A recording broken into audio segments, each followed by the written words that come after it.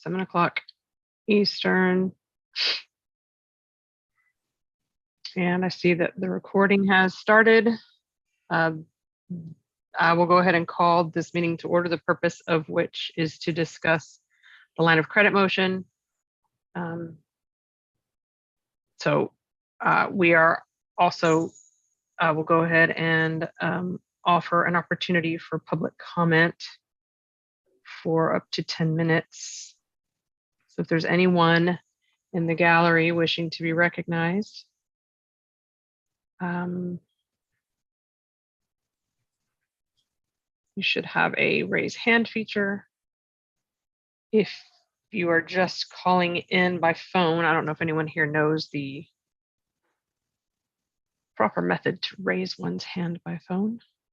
Looks like most of everyone here is in the Zoom call on another device. So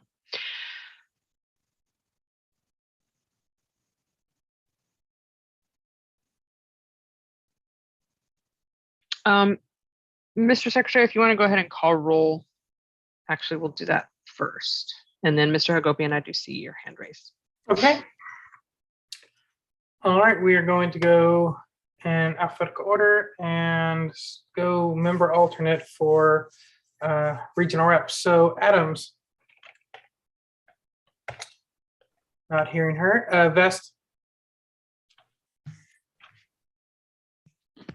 Not hearing her. Bowen. Here. Ford. Here. Evke. Here. Hagan. Here. Hewitt. Not hearing Hewitt. Faria. I'm here. Hogarth. Not hearing Hogarth. Dassing. Here. Lucchini. Not hearing Lucchini. Flores. Did I hear something? It was very quiet.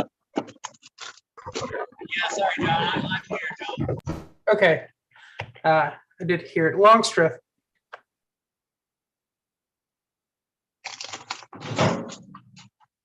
Not hearing Longstreth. Mullen. Here. Nana. Here. Hull. Present. Michaela. Not hearing Michaela. Sexton. Not hearing Sexton. Phillips. Here. Buffman. Not hearing Buffman. Rodsep. Not hearing Rodsep. Sawert. Here. Smith. Not hearing Smith. Wilford, I'm here. Madam Chair. I'm here. Mr. Wilford, please correct me if I'm wrong, but I believe we had a resignation from Mr. Sexton. Yes, I do vaguely remember that, yes. Okay. So, with that said, that was from Sexton, right? Correct. He was an alternate from Region 2. I will make a note on my thing to correct, well, everything later. And I do see a Vest in the call now. So if you want to swing back to anybody who showed up after roll call, please let us know. Okay, so I have Vest marked. With that said, 1, 2, 3, 4, 5, 6, 7, 8.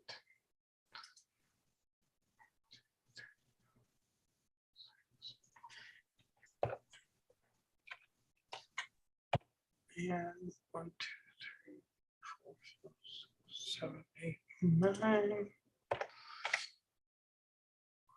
3, 4, 5, 6. Okay, I have 9 members of the body present, 6 alternates, 8 members of the body absent, and 1 alternate absent. There are 1, 2, 3, 4, 5, 6, 7, 8, 9, 10, 11, 12, 13 seats represented here, and 1, 2, 3, 4 seats not represented.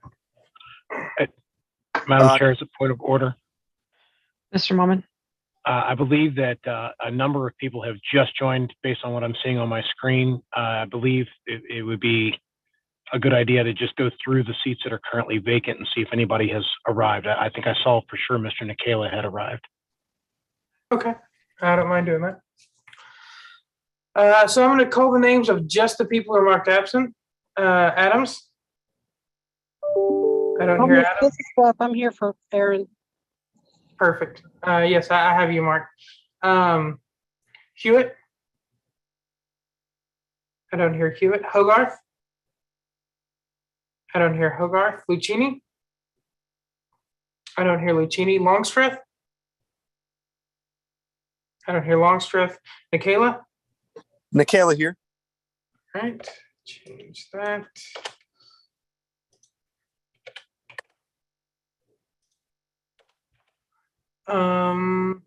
We just did Nikela. Buffman? I don't hear Buffman. Rodsep? I don't hear Rodsep. Smith? I don't hear Smith.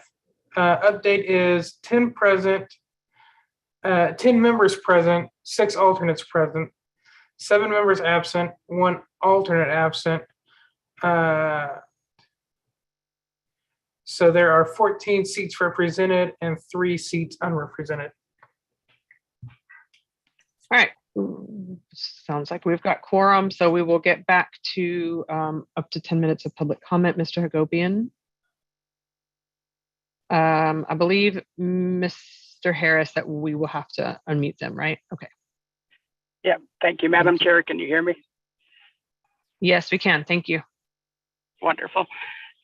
Thank you guys very much for having this meeting. First of all, I know that there is some contention around whether or not to have the meeting. I think this is the appropriate thing to do for an issue of this magnitude.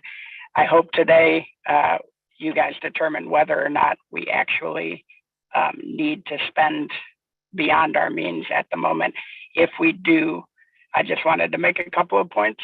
One, if it is truly a short-term need, that is probably what the credit card is for. If it is a short-term need of some magnitude, then these 2 options that Mr. Hagan has put forth are the appropriate ones to look at. However, I would strongly urge the body to consider the business asset loan, which had a lower interest rate and a lower fee to get started, even though it's a shorter term loan. If it is a short-term need that offers you exactly what you're looking for and doesn't saddle us with the mortgage that the majority of the members online had posted their concerns about. In addition, it's lower fee and lower APR. And I think that that would be the appropriate way to go if the body does decide that the loan is the correct way to go. And I just wanted to make that point, that credit lines are not a bad thing when they're planned for and necessary to manage the ebbs and flows of business. But going that route would also allow you to future do a mortgage if necessary. Whereas if you do the mortgage first and your financials fall apart, you will not have that second route available to you. Thank you. I yield my time. Thank you, Mr. Hagopian. I see Mike Ross wishing to be recognized. Absolutely. Thank you, Madam Chair.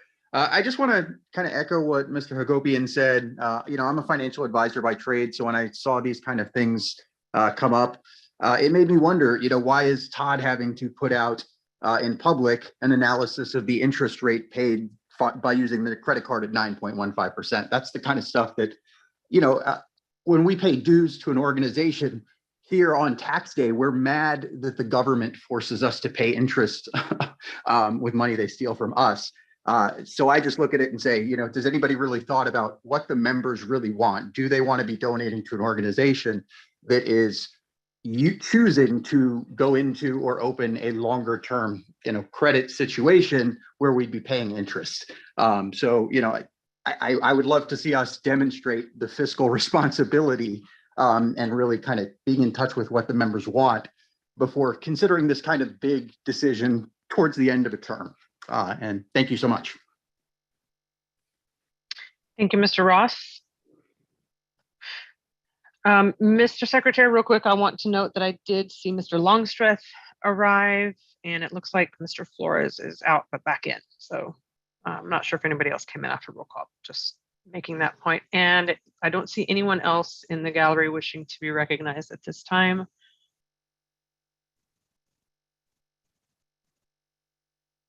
Is there anyone else, any guests here this evening who would like to speak right now?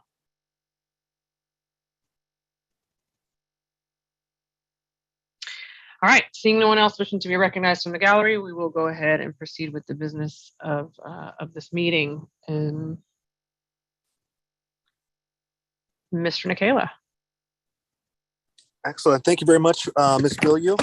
And so I'm glad we had this, we're having this conversation over the line of credit for a couple of different reasons. Number one is everybody on the same page as to why we need the credit. And number two is I'm hoping that we can create a consensus on, or discussion at least, on what we plan on doing with the credit. My understanding is the ballot access drives for New York, Alabama, and the funding of the Libertarian Frontier Project. These are things we need to start working on right now. And right now we have the money to pay for it, but it's in a secured account with the convention revenue, which in years past, we've always just taken the money from convention revenue, put it towards ballot access, because ballot access years typically coincide with convention years. So we have all this extra income that we're able to use for our ballot access ventures. In years past, we've used the money from these accounts in an unsecured way, and that has created some problems as far as paying back vendors and doing certain things, which we've always been able to manage doing, but obviously the convention committee never liked that. So now we have a secured account that won't be released until probably sometime after the convention in May. So if my understanding is correct, the reason we're looking at a line of credit is to pay for roughly $100,000 to go towards these projects. I spoke with Mr. Harris, our executive director, and ran a few things by him and, to get his thoughts on it. And, it seems to me like later this year is when we make the bulk of our income for the year. So because we're on the front end of an election year, we're running a little tight on cash. Now, the staff has done a great job of tightening their belts. So we've been net, neutral or a little bit net positive as far as every month has gone. We've budgeted a certain amount, but because of what's going on in Ukraine, because of, recession indicators, because of inflation, people a little bit more tighter on their wallets. This isn't just exclusive to the LP, but to every nonprofit in the United States. So what I'd like to ask my colleagues tonight is a few questions. Now, I'm not against loans. I'm not against lines of credit. Actually, I like debt because you can use debt to your advantage. That's how we do it in business. Now, we don't want to be settled with interest, obviously, everything else, but money is cheap right now. So if we need money on the front end, I'm fine with us taking out a loan using our line of credit with the mortgage, because we have the building, so you get a really good rate. We could do a secured asset loan, wherever the case is. Now, my questions for my colleagues tonight are, if we want to do a line of credit or some kind of secured loan, do we want to go with the line of credit that we can do keep open for 12, 24, 48 months to have that locked in now when times are still relatively good, and we might not be able to get this line of credit later on, so we can have it around, keep it open. I think it's prime plus 0 or prime plus 0.5%, which is dirt cheap in case of emergencies that might come 6 months, 12 months, a year, 2 years down the road to keep that open. Or do we want to do something more short term where we have this amount open and then in a few months we just pay it off and then hopefully we don't have to take anything out again. So those are some things, some questions I have for my colleagues as to what the payoff date is going to be that we suspect it. And the bigger question I have is, do we want to have an account open long-term to pull from at a later date? But other than that, I overall support this. I understand why it's necessary, and the interest rate, if we pay it off in 2 months, is pretty negligible, and we get the funding we need. So, thank you, and I appreciate your time. Thank you, Mr. Nikela. I just want to point out, when you were making reference to the restricted funds from the convention, you used the word secured, and I want to make sure we have a distinction between those two terms, because the word secured is going to come in when it come into play when we're talking about actual loans. But the terminology for the funds that we have from the convention that we're not allowed to touch is restricted. So I just want to make sure, for the benefit of everyone else on the call, that that's what we're talking about. So thank you for that. I see Mr. Molman.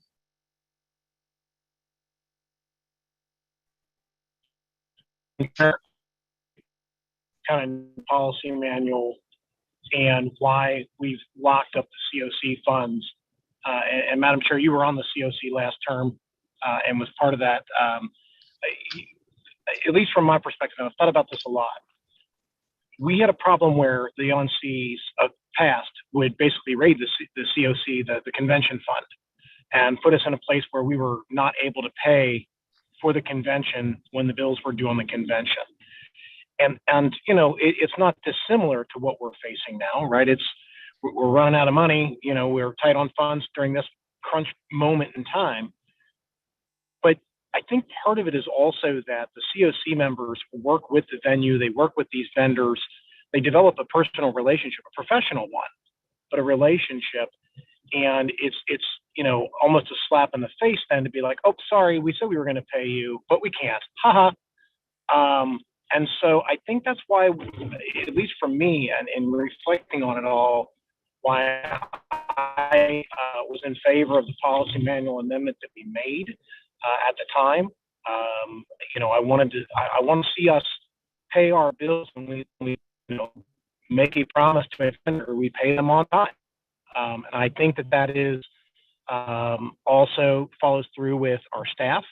We've made a promise that they're our staff and we will pay them for doing work. And likewise, the ballot access is one of our core functions. And so to me, it's just a matter of making sure that we can pay people, that we fulfill our end of our obligations in a timely manner, in the time that's been agreed to, and without incurring even bigger fees, which I know sometimes those late fees at venues, and I don't know this time around, can be quite costly, much more than prime plus 0.5%. So that's just kind of the quick history, at least from my perspective, in reflecting on it. And I think that's the thing to keep in mind tonight is how do we pay for these things in a timely manner and we don't break our word. That's all. Thank you. Thank you, Mr. Molman. Mr. Wilford?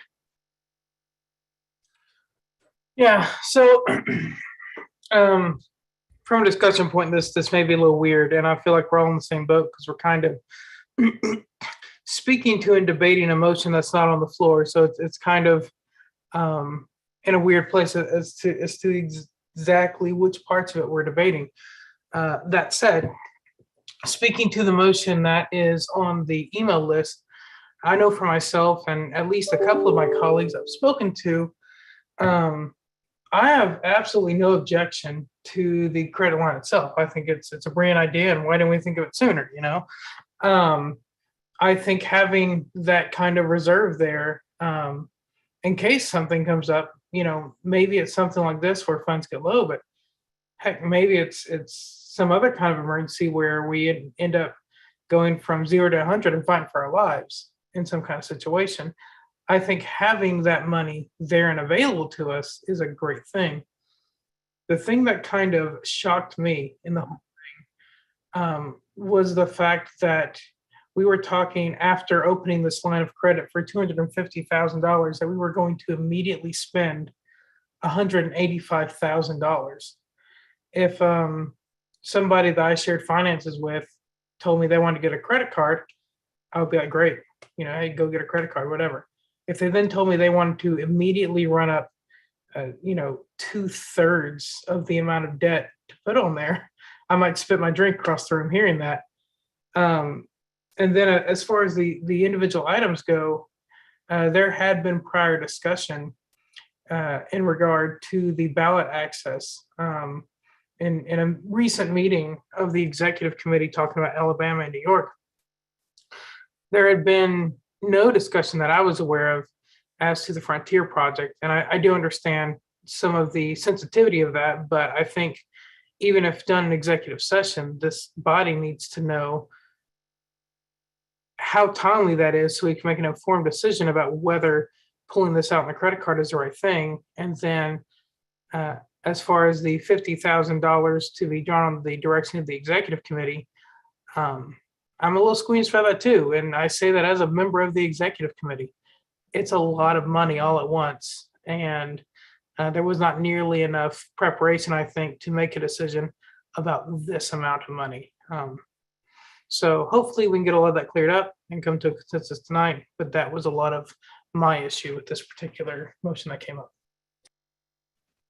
Thank you, Mr. Wilford. I see Mr. Ford's hands up. Fine, if you bear with me, I'm one of those people in a car. So if you can stick with me for just a second.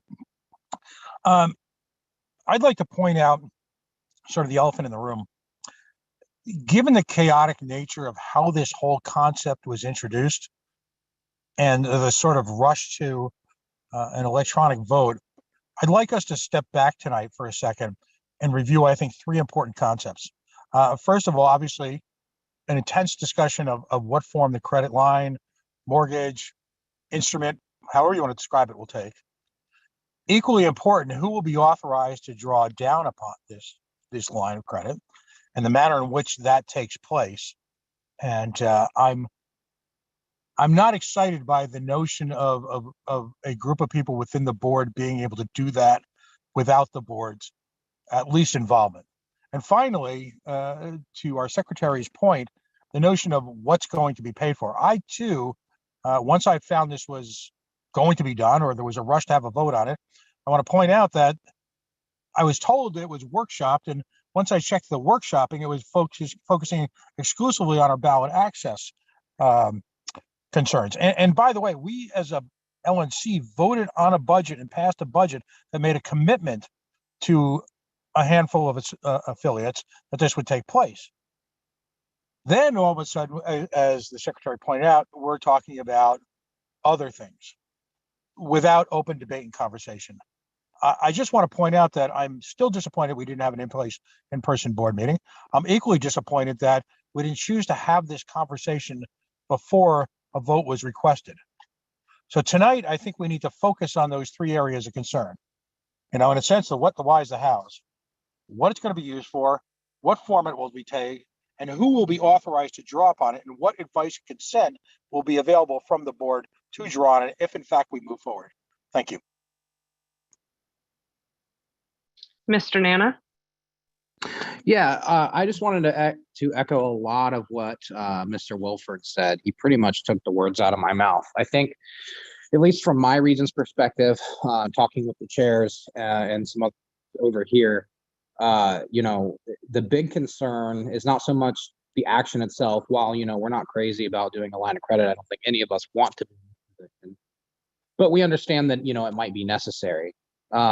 But what we do have issues with is drawing, over 50% of it at one time immediately. And certainly then allowing a subsection of the committee to draw an additional 50 grand without authorization from the full board. What I've gathered is that had this motion been written to just pay for ballot access and nothing else at this time, and that, we would come back later for more money, that it would be more palatable. But in the current form that it was on the email list, there's no way it could get my region's support or vote. So those are my thoughts. Thank you, Mr. Nana. I see Mr. Bowen. Thank you, Madam Chair. I wanted to add one item to Mr. Ford's discussion of he has the three things that we should be concentrating on, along with other issues. One of my issues with, and this was from the very beginning, I happen to be one of the people that was workshopping the original possible motion. I was asked by Mr. Lucchini to join since I am a CPA. But one of my issues, and we had it in the original motion somehow when it got to Mr. Hagan and he directed his motion to the business list, what was missing was some sort of formula or calculation or authorization of payback. Without that, I have a serious issue even securing a line of credit. I agree with Mr. Nicalia that debt can be good if it's used correctly. You have a building, you have a equity. There are certain instances any organization, nonprofit or profit, could use a little help on a short-term basis. But before we go running into getting the line and pulling money out immediately, I believe there needs to be a lot more work done, and there needs to be a lot more security concerns for how we pull the money and how we pay it back. My other issue is something we should keep in mind, Mr. Nicalia. The only thing I disagree with him is he said money is cheap. And in a way, he's right now. But I think we all can probably, and it's speculation, we can all have our own thoughts, but I don't believe money is going to be cheap here in the next 6 months to a year. I actually believe money is going to be very expensive. And it's something that we want to keep in mind when we're talking about not so much securing the credit line, but when we're pulling money out and paying it back, because it could get very, very expensive. Thank you, Madam Chair. I yield my time. Thank you, Mr. Bowen. I recognize Mr. Wilford. Thank you, Madam Chair. I've heard a lot of people issue very similar concerns to what I said. I think a lot of us are on the same page. But I find myself unsure how to move forward because we don't have a motion on the floor. So at this time, and not because I support it in its entirety, but because we need to do something, I want to start by moving on the floor the motion on ballot number 2022-0411-01, which I can read it if you want, but I just want to put that on the floor for amendment, division, whatever. I'll second that. Okay, so Mr. Wilford has moved that the motion that exists currently in the online or in the email ballot, which expires tonight, by the way, bringing basically that to the floor here at this meeting. Mr. Longstreth has seconded it. And I would ask for a division immediately. That's Mr. Phillips. I'll second that. All right. So, Mr. Phillips, you are asking to divide this motion how? I would like to divide I would like to separate the expenditures from the approval of getting a line of credit.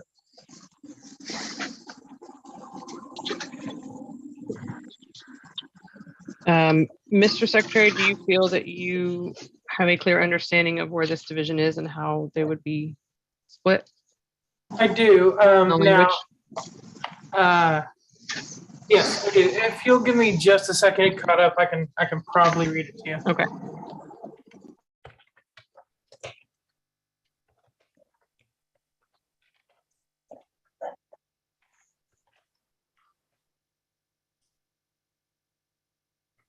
Okay, so Mr. Phillips, please correct me if this is wrong.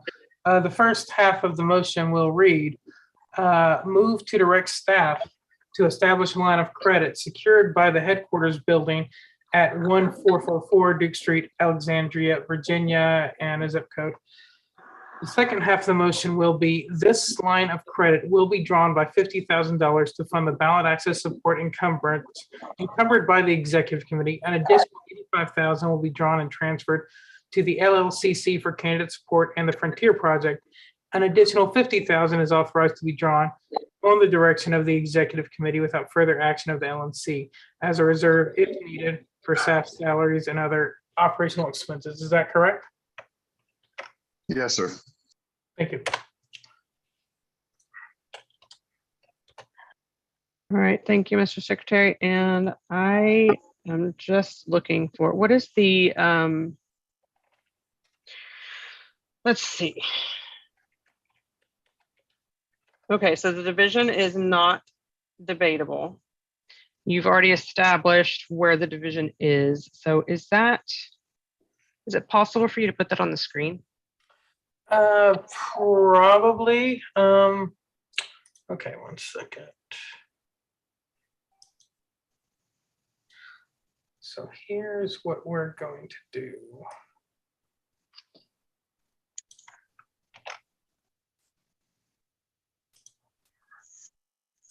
Okay. This highlighted portion here. Oh wait, it's not doing it yet. Never mind, let's try this. There we go. Can you see now? Okay. The highlighted portion here is the first part, Okay. and the unhighlighted portion below it is the second part. All right. So the motion to divide just requires a majority vote. Is there any, I'm just going to ask for objection on this division. Objection. All right. So we will proceed to a vote on the division. So let's see, how, Mr. Secretary, how would you like to do this? I would prefer to Vote. do roll call. Okay. Madam Chair, personal point of privilege. I don't know. I can't see who that is. Afterward. Is it Mr. Ford? Okay. Here's the problem, and this is the frustration. Okay. Is this an actual point of personal privilege, or are you attempting to debate? Because it is not. I'm attempting to debate because we're putting up. Okay, but the division is not debatable. That is junk. Mr. Ford. Division is not debatable. I don't have order. Madam Chair. Mr. Wilford. Point of order. I do believe it was Mr. Ford who objected, and as was brought up earlier, I would like to know who's holding that seat. Okay. So that is a good point. I believe Mr. Bowen is here. I am. So I am holding the seat right now. thank you. Okay. So I will once again ask if there are any objections to this division. Hearing no objection, the motion is divided. Thank you, Mr. Wilford.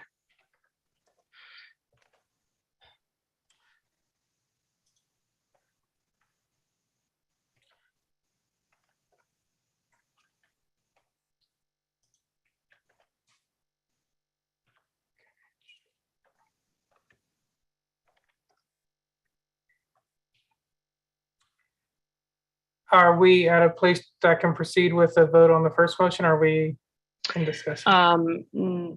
Well, it's been divided now. So it was the motion to divide that is not debatable. So at this point, I think we are still in discussion of. So now basically we're considering two motions and in the order that they appear. I believe so, yes. All right, Mr. Wilford, is it your understanding that we're voting on those now? And It's not my still in understanding that discussion? because these motions were debatable, that we could ask if there's objection, but also we would be open to debate and anything else that would go with either of these motions. Mm-hmm. So I can ask, I apologize for background noise if you can hear it, but that's just the way it is right now. Yes, so at this point, I will ask if there is any objection to the first motion now that was split off. We moved to direct staff to establish a line of credit secured by the headquarters building at the address where it lives. Objection. All right. Quick question, possibly parliamentary inquiry. I got disconnected for a little bit, or was there a motion to call the question, or are we going to debate each of these topics or discuss? The motion was made and it was seconded, which was the combined motion. Then it was divided. So we are still in the place where we are, well, we were proceeding. I had asked for objection. And so at this point, I just asked, is there objection to this first motion? So if there is a desire to continue to talk about it, now is the time to object, and we will continue with debate on the first motion. I heard objection. Which is, yes. That was Which from is the Mr. one- Bowen. Which is the one that you see there on the screen. So, Mr. Wilford, since you were the one that made the original motion to basically put this on the floor, do you need to speak any further to it, particularly to this piece? No, I feel the need to. Okay. Mr. Bowen, was it you who objected? It was, Madam Chair. Okay. Would you like to speak to your objection? Yes, I would. This motion and the one sentence is sorely lacking. There are a couple of things at the minimum that are missing. A couple of things that I can think of right now. Number one is the type of line of credit that we are going to secure. And number two is the amount of the line of credit we are going to secure. I believe it is our job to decide that, not staff's, with all due respect to staff. And this motion should not be approved unless we have at least those items addressed and agreed upon by this board. I'm assuming there may be others, that other items that may need to be included that some other members may talk about, but those are my two main issues at this moment in time, and I yield. All right. I see Mr. Ford still seeking to be recognized. That is on this particular portion, Mr. Ford? Yes, it is. I'm going to echo and amplify Mr. Bowen's comments. These two lines as a standalone are almost cartoonish. The notion that we would direct without any, well, first of all, we spoke elegantly, a number of us did, in the run up to this moment about the need to have a conversation. And now we're debating an actual motion that has no substance, none of the elements that we talked about. It's just a blank check handed to folks who are part of our, highly qualified, but by staff, without any real significant input by the board. And that's been the problem all along. Are we going to go with a line of credit on the property? There are so many issues to be tackled in the three areas, and then the fourth that Mr. Bowen described, that to go to a point like this is ludicrous and is quite frankly an insult to the concept of having this meeting. Let's address the issues and then let's craft a motion, as opposed to, again, running in with some sort of vaguely worded response that we're going to vote on and give a blank check to a group of people who are not on the board.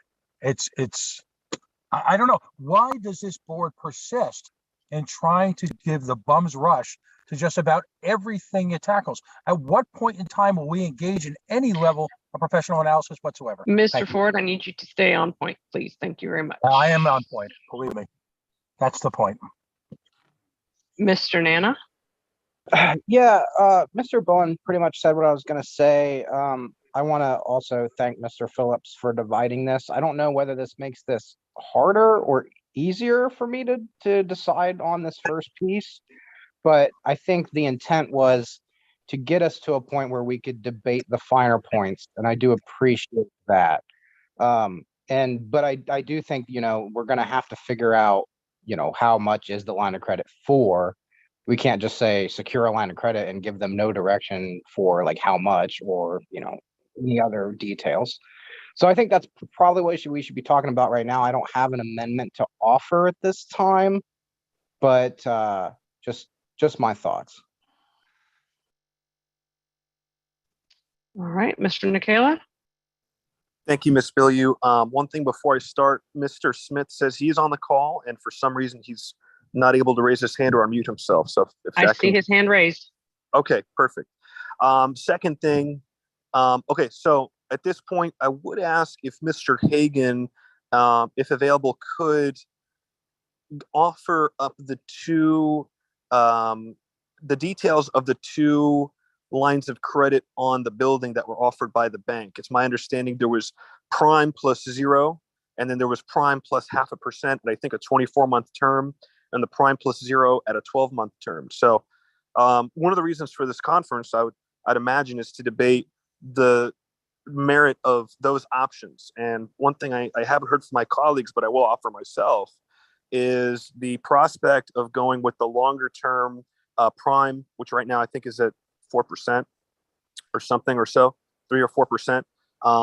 And so it would be the prime plus 0.5% rate for the 24 months.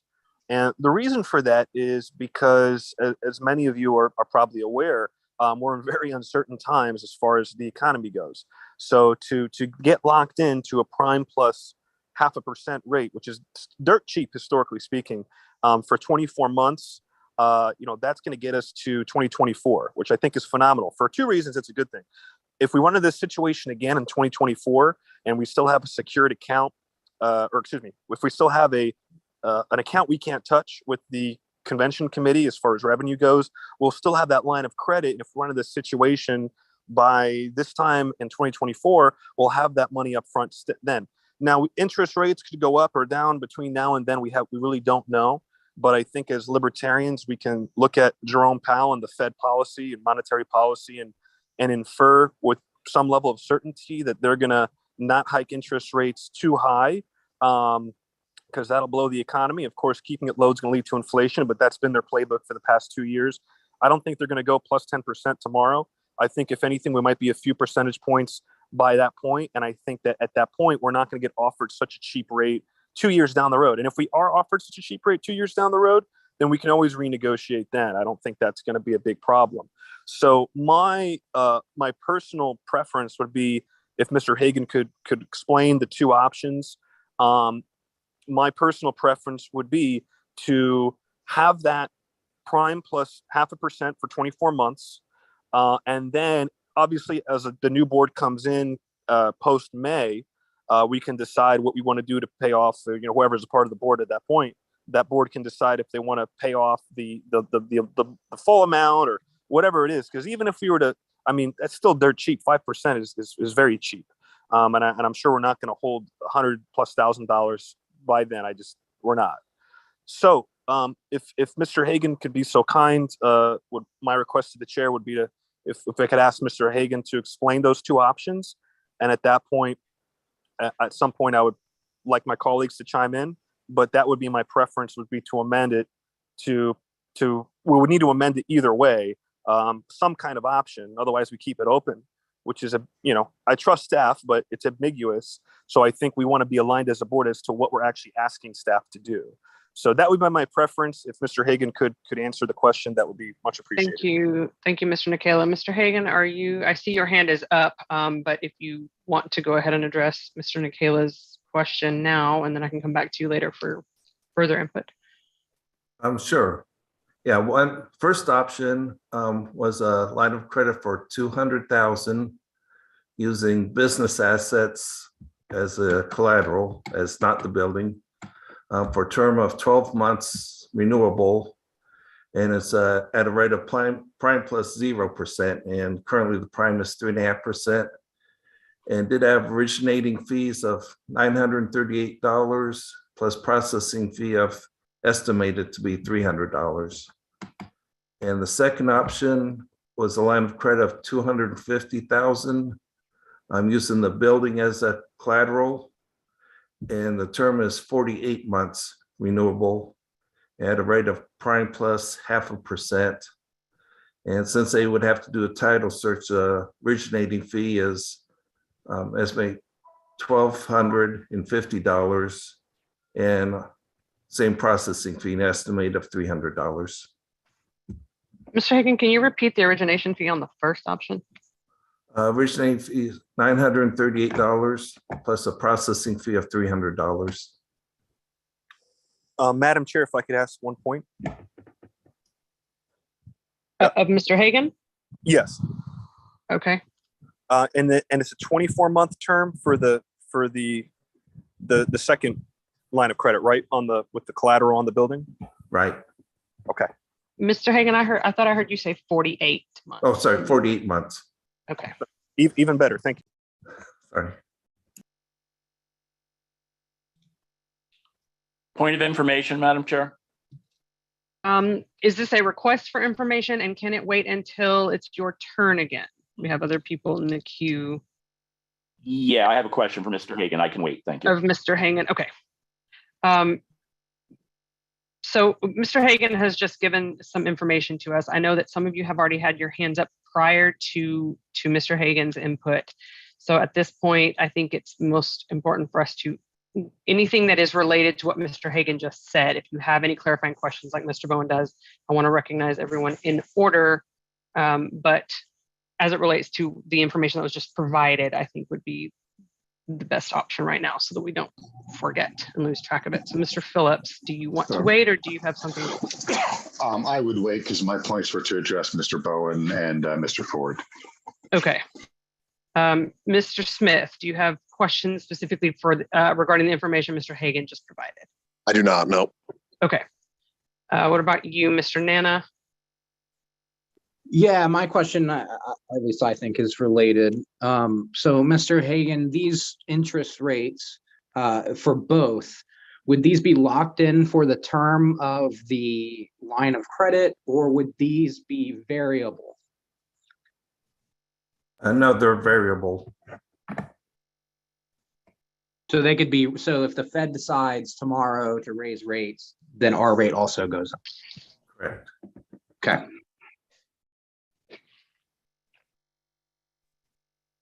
All right, Mr. Nicola, I see your hand is up again. Can I go to Mr. Bowen, who I believe does have a specific question for Mr. Hagan, or do you still have more on this? I'll, when everybody else is already finished, that's currently on deck, I'll go after that. Okay. All right, Mr. Bowen. Thank you, Madam Chair. Mr. Hagan, Mr. Nana answered my first question. My second question was the first loan that you were talking about. I believe you said is the collateral is not the office building. Is that correct? Correct. Okay. So what would, go ahead. I'm sorry. Yeah. The email got said that all business assets refers to all non-real estate assets. So equipment, inventory, cash, investments, which we don't have, those items would be the collateral. Okay, so that is not a loan against the office building. The second one is a loan against the office building, correct? Correct. Okay, I just wanted to clarify. Thank you. All right, thank you, Mr. Hagan, for providing that information, and I will get back to you in the normal queue. Mr. Phillips, you're up. Thank you. I'll be brief. Just to address Mr. Bowen and Mr. Ford's point, I do understand both of your concerns. The point in doing it this way is so that we can discuss and make motions and amendments and address those very concerns that you have and your list of concerns. Like, so we could make an amendment to how much it is, how we're going to pay it back. All those kind of things could be added now. And that is the point of this. So I hope that we are addressing your concerns. Thank you. Mr. Smith.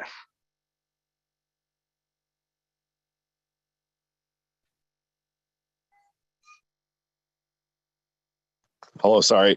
I was having some problems unmuting again. First of all, I just wanted to say I did not arrive at 7:39, Mr. Secretary. I've been in here quite a bit longer than that, but somebody had me set as like a viewer or something instead of a participant, and that's why I couldn't unmute. I don't know why. Anyways, I just want to say this is kind of crazy. I mean, we're about a month and 5 days out from the national convention, and we're talking about taking out $250,000 line of credit. dump in the laps of the next LNC. I mean, that's really what's going on here. If it's $50,000 for ballot access, then we should all take a week to fundraise for ballot access and get that money done. There's enough people on this board to do that in a week or two. But talking about pulling out a bunch of debt to dump on another LNC is just absolutely insane to me. And it doesn't look good to anybody who's paying attention.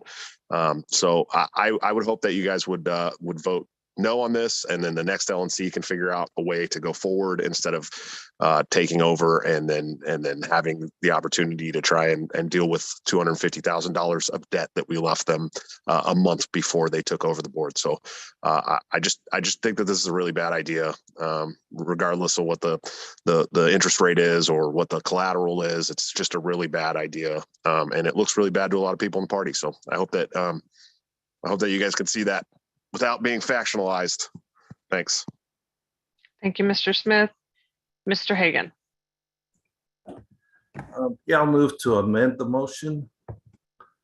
After the word credit, insert of $250,000.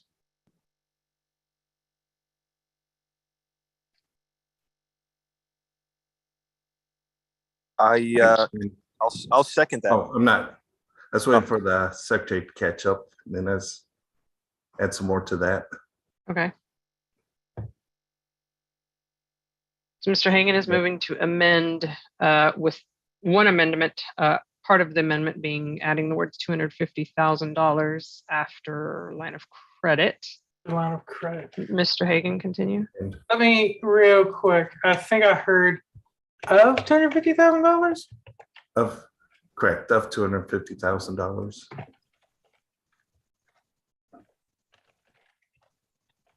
Okay. And at the end of the sentence, append it with at an interest rate not to exceed prime plus 0.5%.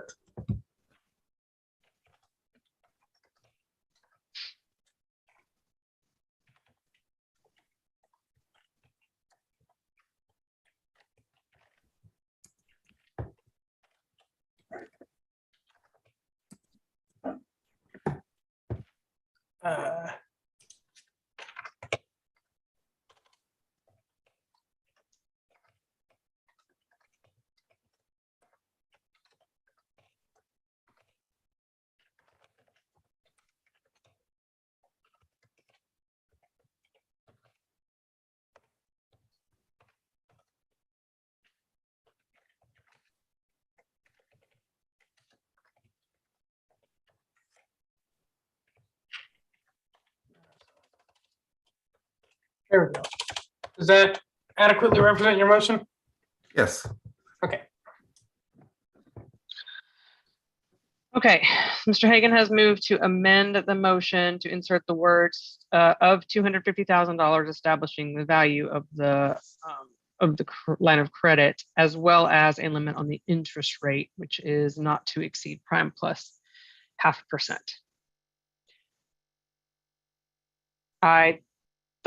Did I hear a second on that? I heard on the first part, but he wasn't done. So, okay. So it has been seconded. Is there any objection to this amendment? Objection. All right, we have an objection to the amendment. Mr. Hagan, do you need to speak to your amendment? No, we've already discussed it. I can speak to why I support it. Okay, Mr. Nikela, I'll allow that.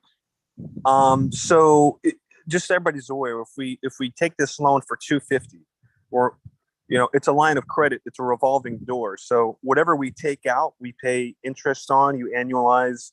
Right now we're at 3% prime plus 0.5%, 3.5%. Basically, if we take out, let's say $100,000, and you divide it's annualized 3.5% over 12 months. So if we use the cash now to pay for whatever we need to that we normally take from the restricted funds for convention, it's not much money at all. And then once we pay that back, then we have that line of credit for the next 4 years. And if we don't take any money out at all, we don't pay any interest. So the money's there. We don't touch it. We don't pay for it. So the only money we're paying is the fees that we'd be paying for to open up that line of credit. And then because it's revolving, whatever we draw, because we're not drawing 250,000. If we draw, let's say, whatever we decide, we haven't had a motion to draw anything yet. So only what we draw, we pay interest on at the current rate, divided by 12, et cetera. So that's always going to be there for us. This isn't, this is a really good rate. It's like having a credit card with a super low interest rate and a super high limit that we can use whenever the new LNC decides, hey, we don't want to touch it for the next term. Then we don't touch it. It's always there for emergencies. And we're locked into that rate for 48 till 2026. So that's why I support it. It's really cheap money. I mean, if we can take advantage of the Fed pumping all this inflation to the economy and everything else for something positive, then, let's get locked in now and decide judiciously how we're going to use it. And only when we need it. And then we pay it off as quickly as possible. And we pay, pennies on the dollar for cheap money, and hold it for as least amount of time. That way we do a good service to the donors. We're not stretched for cash. We can fund whatever we need to fund on the front end, and on the back end, we pay it off as soon as possible. So that's why I support it, and I appreciate your time. Thank you. Thank you, Mr. Nikela. Mr. Smith, I saw that I believed your hand was still up, and so I did lower it. It's an art. Okay. It's an art. All right. Thank you. Just want to make sure. Thank you, Mr. Nikela. And I see there was objection, so we're going into debate now on the amendment itself. And so Mr. Madam Chair, Nikela just spoke for Mr. Wilford. point of personal privilege. Can Mr. Smith please send me a DM as to when he did arrive, since he said he did not arrive at 7:39? All right. Mr. Ford. Mr. Nikela. I'm sorry, Madam. Point of personal privilege, Madam Chair. Okay, I have multiple people trying to get my attention right now. So I see Mr. Nikela, your hand is still up. Did you just say what you needed to say, or were you in line? Thank you. I heard someone's voice, and then I heard Mr. Bowen. Mr. Bowen has a personal point of personal privilege.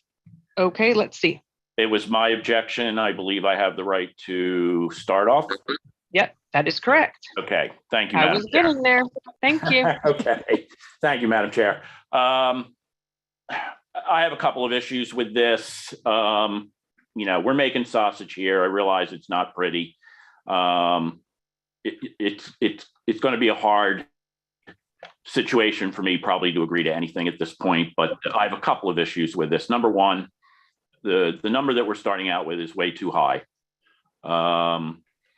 And we're doing it in the opposite direction. And I realize there's probably no good way to do this, but I'm going to vote on something that says, yeah, let's go get an interest rate of $250,000 again, without any information as to how we're going to spend it, how we're going to take it, how we're going to pay it back. It worries me. And if we're going to do something like this, I would like to see it done at a smaller amount to show that this board and the next board can actually use the proceeds wisely, as opposed to just a large amount that happens to be available for anyone who comes down the line. That's my objection to this. I do have a question for Mr. Hagan, if he can answer the question. It's a financial question. The closing costs on either of those loans, do you know whether those costs are fixed, or are they variable based on the amount of the money that we are asking for? I don't know.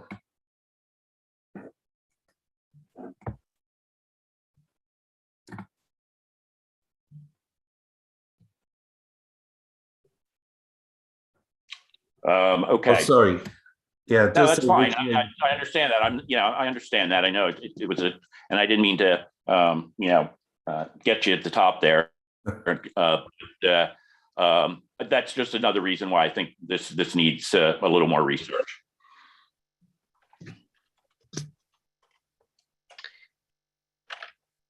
All right. I see Mr. Ford next. Well, first of all, obviously, I'd like to amplify Mr. Bowen's concerns, but let me add a little bit to it. A few months ago, we had another issue that we were talking about, which we rushed to judgment on. It's clear that we are nowhere near the level of information that we need to make an informed business decision. Mr. Ross, I believe it was, spoke eloquently to that in the run up to this meeting of public comment.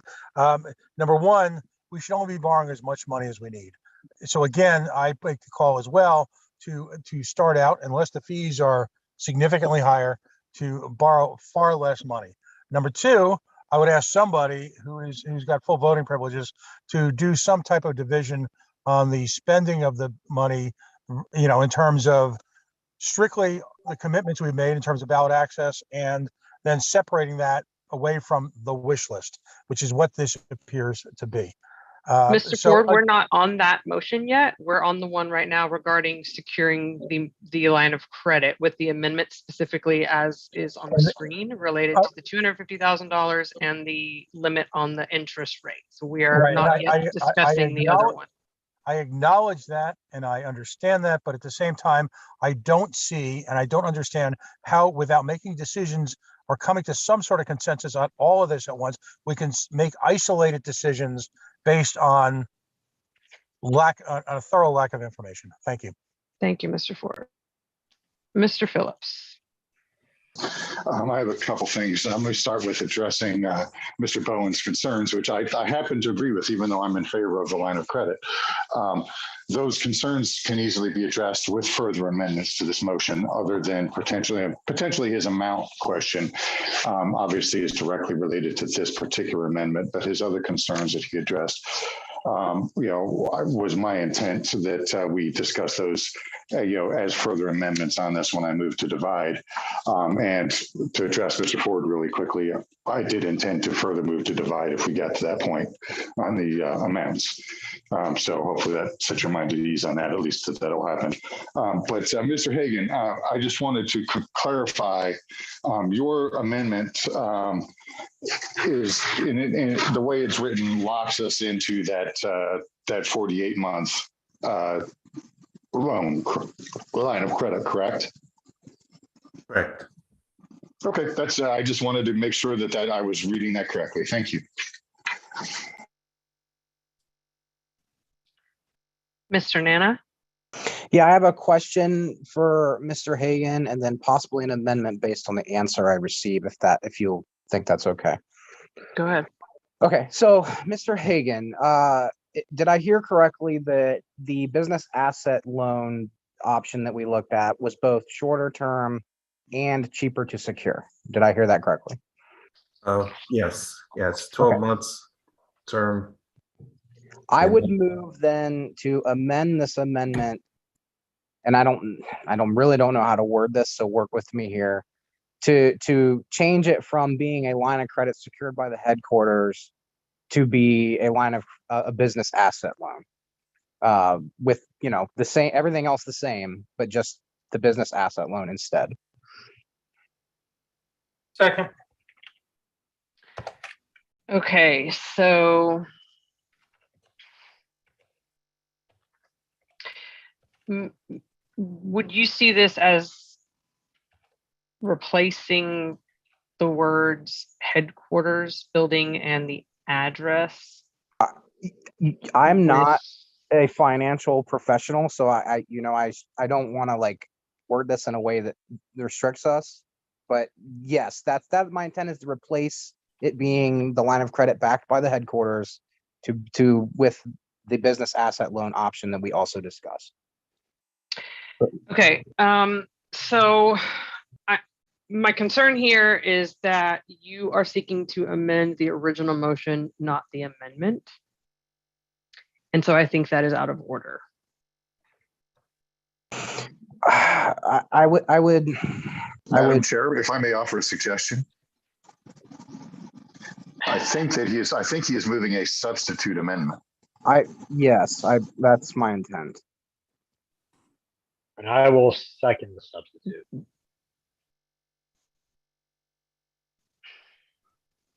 That is a stretch, gentlemen. Substituting the entire thing then for what's highlighted already as a proposed amendment and changing the words headquarters building with the address to, I believe he said business assets. To the, yes, to secure the loan based on business assets. So if I may, Mr. Wilford, you seconded this, correct? I did second. Madam Chair, can I make, I believe it's No. an inquiry. Hold on a sec. Hold on a sec. Mr. Wilford, please tell me what you were going to say. So I do agree with you, Roland, that this is a bit of a stretch, but if the body is okay with it and y'all want to indulge me, I can try to word this in to what. Yes, if you can show us what this substitute amendment would look like, I would appreciate it.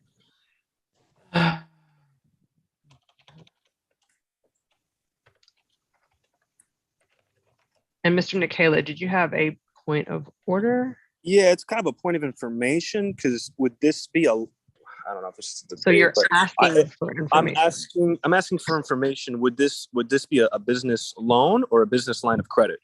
Both can be done through a business asset analysis. I just want to make sure we know they're both line of credits, correct? All right, give me a minute. Let's get this lined out here and then we'll get to that. So you're in the queue, right? Yes. Okay.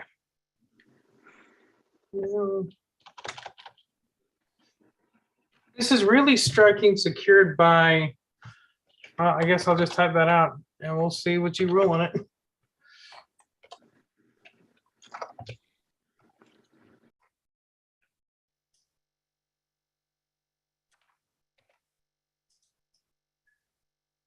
The problem here is that procedurally, he's not amending the amendment. I would agree with that.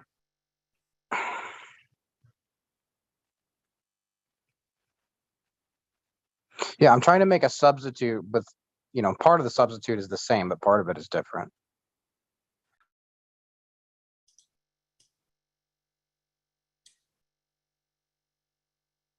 But yeah, I see what you're saying, Madam Chair. Madam Chair, I have a point of information. This is Joshua. A request for information? Yeah. Is it related to the actual amendment that we're discussing right now? Not the substance behind it, but just the actual amendment. What is it? Yes. I would like you to clarify how it's not an amendment to the amendment if he's just really changing a couple of words in the amendment. Because he's changing a couple of words in the original motion, not in the amendment itself. The words that he's changing are not in the amendment that we're considering. They're in the original motion. Okay. I think I got lost. We went down a rabbit hole there. My bad. And if you can't see it, it makes less sense. But if you can see it, then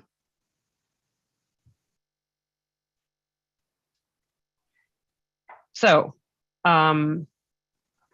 in order for us to consider these procedurally in proper order, it's going to have to be a substitute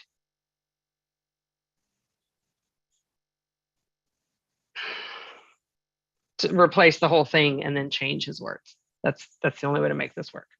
Otherwise, there are two separate amendments and they can't pile up on each other that way.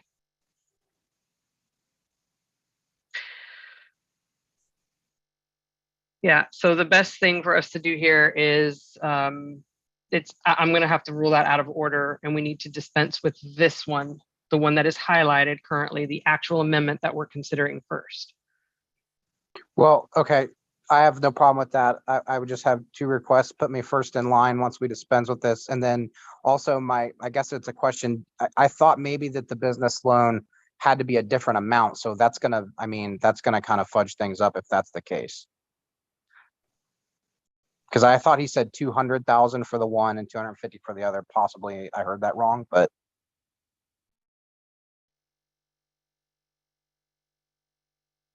That is also what I heard. Yeah, so I mean, I really don't know how to proceed this way. Then I guess I'll vote this down. We can still have. So you're still in line. The amendment that you proposed is out of order because it actually amends the original motion, not the amendment that we're currently working in. However, we can still amend the actual amendment that we're currently working in. We have one amendment left right now in there. So, Mr. Wilford, I see your hand up. Is it? Yes. This is for the purpose of debate and now a motion, actually. So a few members of this body, in varying degrees of directness, have brought up concerns, and I think valid concerns overall, about us taking out or strapping the next LNC, should I say, with this amount of debt. And while I think there is serious concern to be had with the next part of this motion and how much debt, if any, we should be taking out, I do want to raise the point to my fellow board members that this part of the motion actually encumbers exactly no debt to the LNC. It only gives us a new tool that we can use in our toolbox should the need arise. And if we were to pass this front half of the motion, however it's amended, however it's chopped up, and then take no more action, we would strap the next LNC with no debt and a new tool that they can use in their pockets. So I just really want to clarify that point. There is discussion of taking on a large amount of debt today, and that's important and needs to be discussed, but it is not this portion of the discussion that that's being brought up.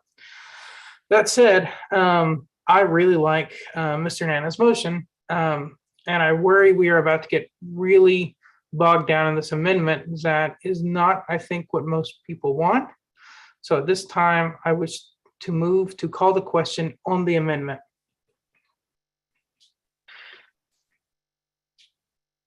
All right, the question has been called. Second. It has been seconded. Is there any objection to calling the question? All right, we'll proceed to a vote on the amendment. For those of you who are seeing it, it is highlighted. It was the amendment that Mr. Hagan offered, which set the amount of the line of credit to be requested and a limit on the interest rate that we would agree to.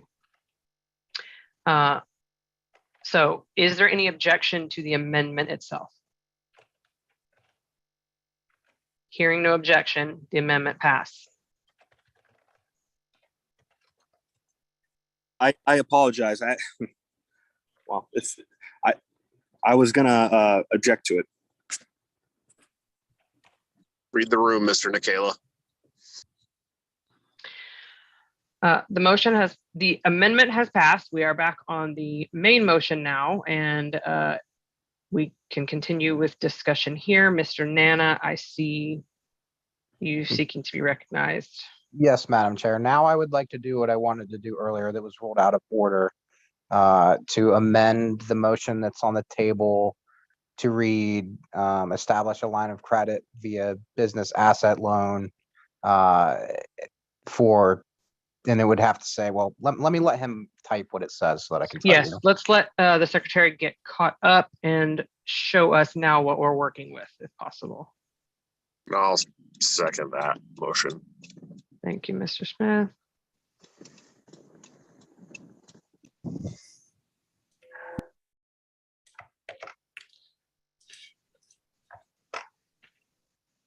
Okay, there we go.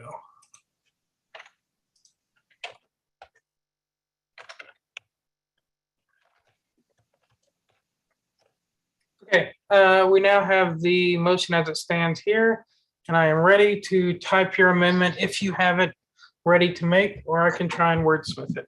Yeah, if this isn't favorable to what I'm trying, I think we all understand what I'm trying to do. It would read in my mind, move to direct staff to establish a line of credit of $200,000 secured via business asset loan at a rate of interest not to exceed prime plus 0.5%. Okay.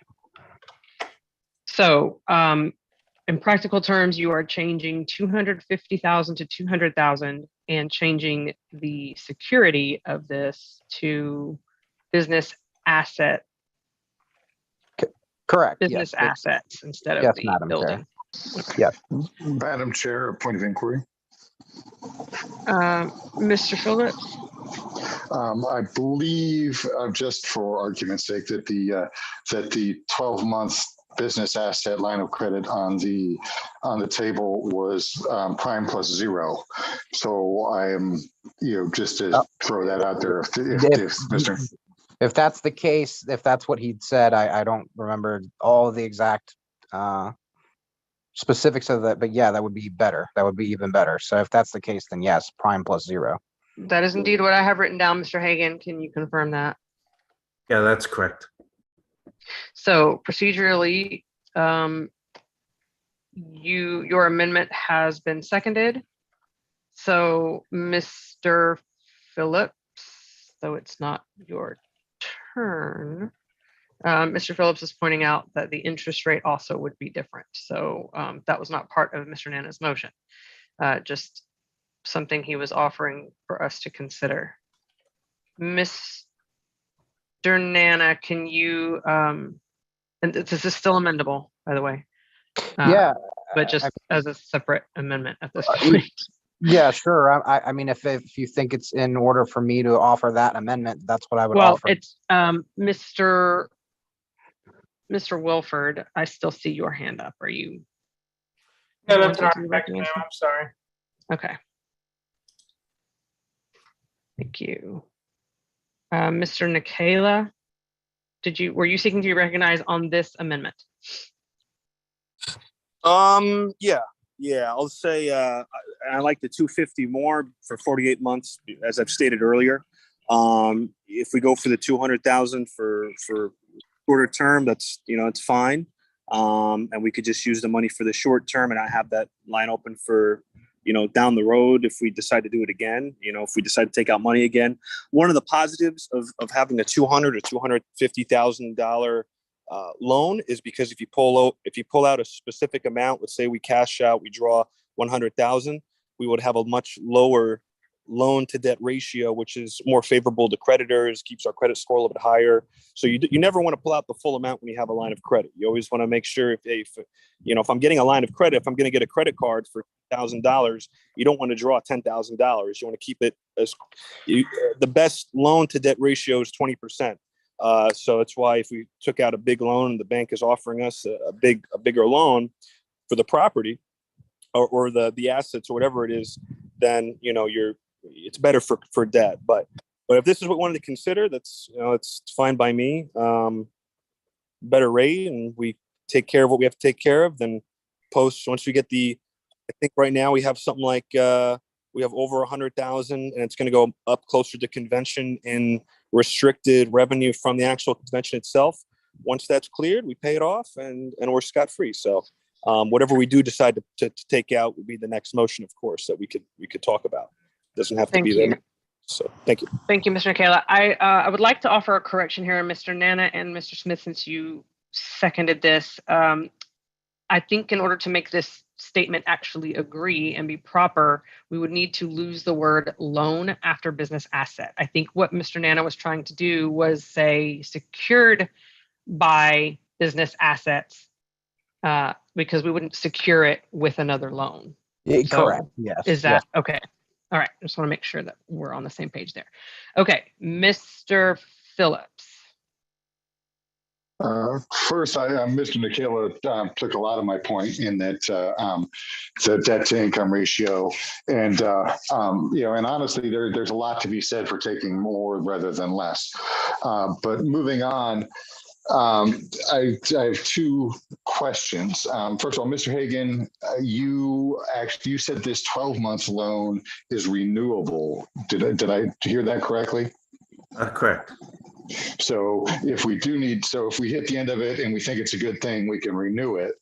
And so we're not, we're not limited to the 12 months.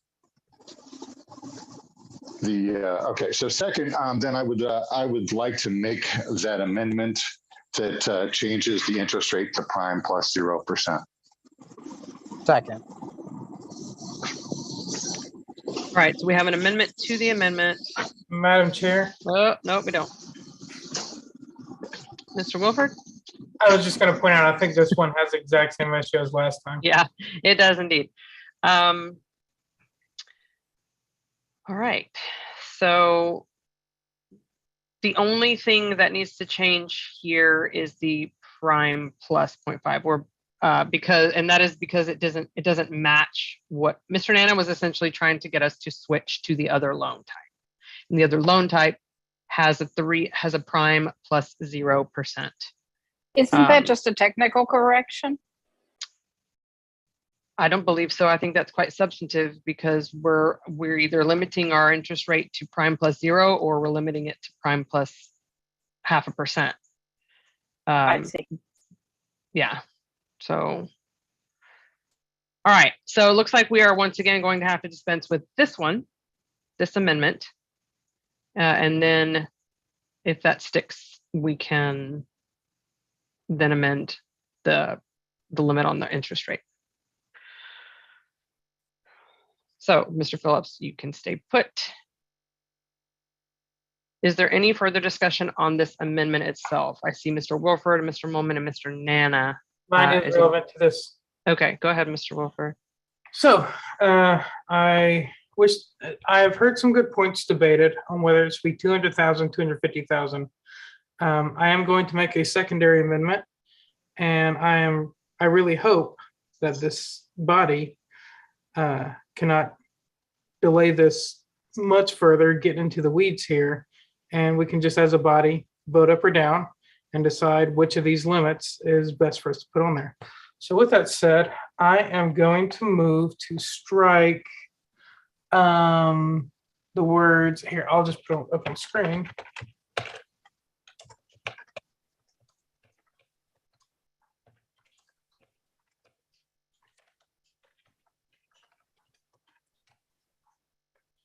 While he's typing, not a big deal because I really don't think I need to speak to it, but could I speak to my original motion? I mean, I think it's whatever at this point.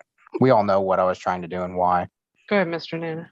I just, I think I understand the debt to loan ratio and all that stuff, but my intent would be to spend as little of this as possible. And, so I think the difference is not that big of a deal. I don't know that we're going to be able to secure the 250,000 because that wasn't what was proposed to us.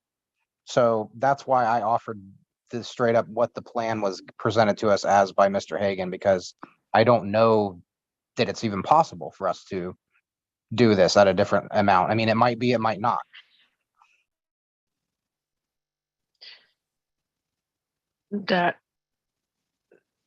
Yes, I see what you're saying. So Mr. Hagan presented us two options, and I think what you're asking or what you're suggesting, Mr. Nana, is that we don't know if there's flexibility within each of these options. Correct, Madam Chair. Yeah. Okay. Mr. Wilford, I'm not understanding what you're doing. Yeah, so my intention was to take out this part right here. Mm-hmm. And then it would read to amend by striking, and it would only strike that the headquarters part. And business assets, it would take out that complete part. But information having been brought forward that the proposal with the business asset loan was only ever for $200,000 in the first place. And not having heard a second, I will withdraw my amendment.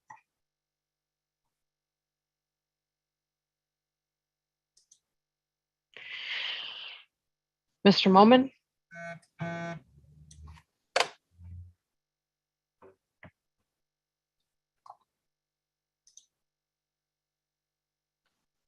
Mr. Molman? Double mute is a funny thing. Sorry about that. I just wanted to briefly speak in favor of the motion. I think this is the lightest touch of the two options available to us. It is everyone's intent to pay this off within the next few months anyway. So if the next LNC wants to secure the second style, they can do that. But this gets us over the hump, which is all we're trying to do here, is get over the hump for the next 2 months or so. And so I favor this. It is the lightest touch. It is the lowest cost. And, hopefully the next LNC, will be free to make decisions of broader scope at that time. But I think this is the quickest scalpel approach that we've been presented with. And so I support this amendment. Mr. Ford? Are you speaking on to the amendment itself? Yeah, and sorry to be so difficult, but with regard to loan limits, loan ceilings, Just saying, perhaps we should talk about what we want to spend it on and come to an agreement on that before we arbitrarily set loan limits. Personally, we should only be paying for our commitments for ballot access. We shouldn't be just lumping in a wish list, including the Frontier project in at this moment. But since we continue to insist on doing things according to how motions are structured as opposed to fundamental common sense, I guess we'll just carry on. Thank you, Mr. Ford. Anyone else seeking to recognize on this current amendment? All right. Looks like we will go ahead and proceed to a vote on this amendment. Is there any objection to this amendment?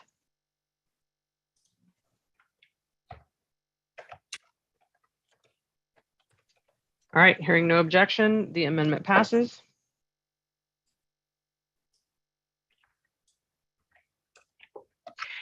We are now back at the main motion, which is, as Mr. Wilford is about to show us. Line of credit of 200,000 secured by business assets.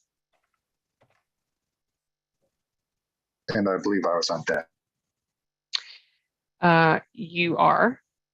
Let the secretary get caught up, make sure everybody's looking at the same thing. I am caught up. All right. Mr. Phillips, I would like to point out that 0 is less than 0.5%. Did it? I'm sorry. Go ahead. Yes, yes, I would like to move that to amend the motion to read to not to exceed prime plus 0%. Mr. Phillips? I absolutely do not mind typing that, but I would suggest that we just strike the words plus 0.5%, because that is the same as not to exceed prime. Fair enough. I just was following the language Mr. Hagan used.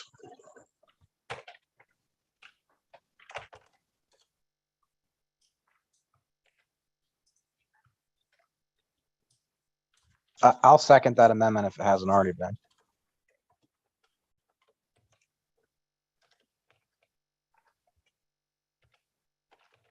All right, so the motion is to amend by striking the words not to plus 0.5%. So it basically the sentence would end at not to exceed prime. And it has been seconded. Is there any objection to this amendment?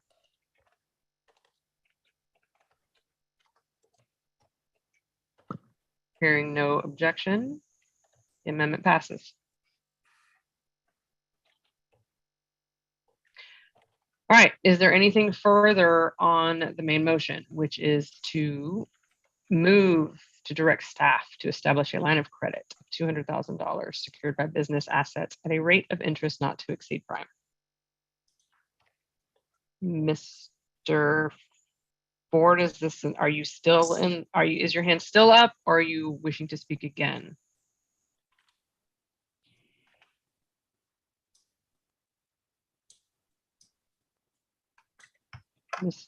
Mr. Ford, I can't hear you. So if you're trying to speak, I can't hear you.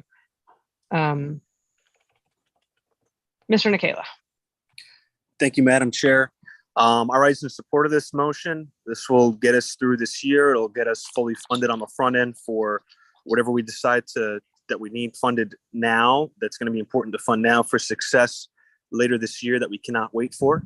Now, we still have this issue that we're going to run into every 2 years when ballot access season comes.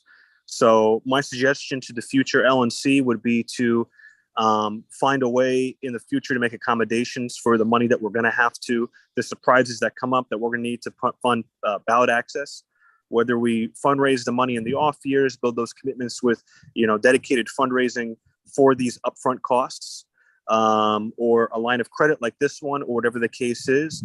That way we avoid the issues of yesterday where we pull all the money out of the convention revenue, and then convention is scrambling to try to pay, monthly payments to the hotel and everybody else that's expecting to get paid in a lump sum, which, hampers our relationship with those organizations. So I think just as a lesson to future LNCs, we got to do a better job of making sure we budget in these potentialities so we don't run into it again, as we have several times in the past, and that we're aware that we're going to be facing this issue 2 years from now. So something to think about. And I support this motion. Thank you, Mr. Nikala. Mr. Flores? Just a point of order. I believe Mr. Rodsep has entered the call. Thank you. It is not technically a point of order, but thank you for the information. Sorry, point of information.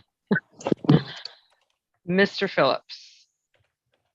I am in support of this motion, but I'm also in support of the concerns that Mr. Bowen has raised.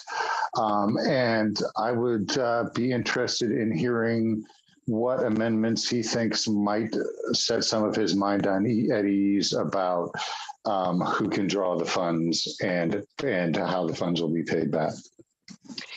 So Mr. Phillips, that would, in my mind, be considered debate on the next motion, unless he is going to be talking about amendments to this motion. We have not dispensed with this particular one right now, so anything outside of this would not be germane. Personal privilege, Madam Chair. Mr. Bowen?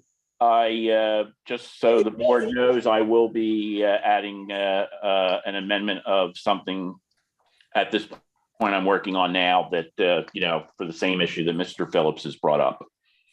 Yeah, and you're referring to the second motion that we split from earlier. No, I'm referring to the first motion. To the one that we're on right now. Correct. Okay, thank you. Mr. Phillips, your hand is still up, so I'm assuming that's left over. Mr. Wilford? Yes. Mine's more in the nature of request for information. I guess I am asking for your understanding, because there does seem to be some question among the body.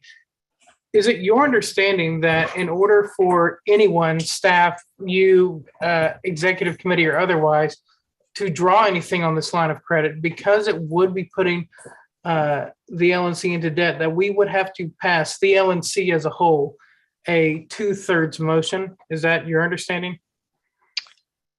Actually, it is 2/3. For sure 2/3, but I need to see if it's of the entire LNC. That sounds correct, but I don't have it in front of me to specifically cite it. If you do. It should be just those who vote, 2/3 of those who vote. I think Mr. Smith is correct. I think that's true too. Actually, yeah, now that you say that, I believe it is 2/3 of those present and voting, or 2/3 of those voting if it is an email ballot. But yes, it would require authorization either way from the LNC. Agreed. The question, and I probably worded it poorly, was more that the executive committee could not pass this. The LNC body itself would have to be the body passing it. It would have to come back to this body to get passed. Yes, I believe that is correct. Okay, Give me just a second. I want to make sure, but yes, that is what I recalled being the case. In order to answer it right now, I want to make sure.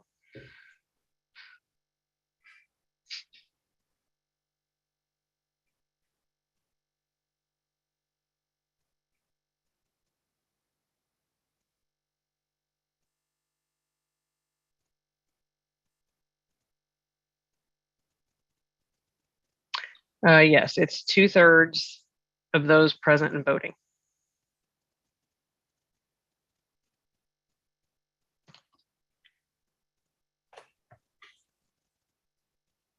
Mr. Wilford, do you have anything further? I don't. I'm just a little slow to get my hand down because of this weird. Okay, I'll take care of it. Mr. Phillips? I would just like to say that point addresses any concern I have about who can authorize expenditure of the funds. Thank you. Mr. Bowen? Yeah, I was trying to write up a bit of a amendment here, so I missed what the previous conversation was, and I apologize to the board. Were we discussing how funds can be approved by the board? Is that correct? So Mr. Wilford asked for clarification on what the current rule is. And the current rule, I believe it's 9.5, by law 9.5, that anytime the LNC is going to spend more than $2,000 or take out more than $2,000 in debt, it requires a 2/3 vote of the LNC. Okay. So that is already in place. And as it was pointed out earlier, is having a line of credit is not the same thing as having debt. So in order to access that line of credit for more than $2,000 at a time would require already requires a 2/3 vote of the LNC. Okay. Thank you for the clarification. And I do have an amendment to the motion when the time comes. You have the floor, Mr. Bowen. Okay. I would like to amend this motion to read, after not to exceed prime. I'm waiting for I'm watching Mr. Wilford type. Thank you. So the next sentence would be only to be used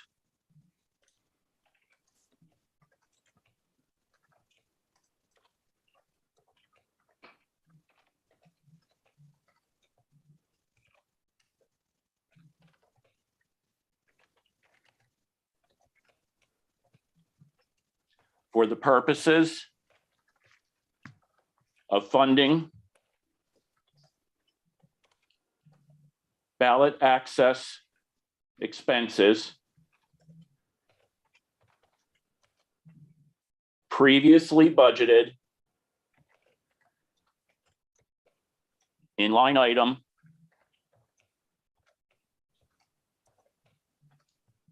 7380-10.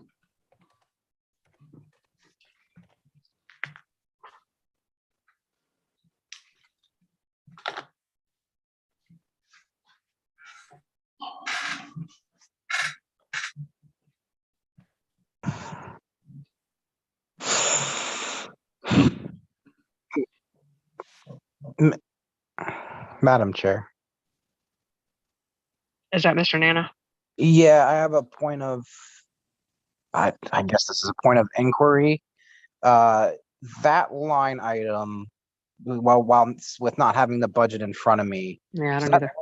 Does that also include states that we haven't sent money to yet? Like, I believe Illinois is on there for 75,000, but we have not encumbered any of that yet.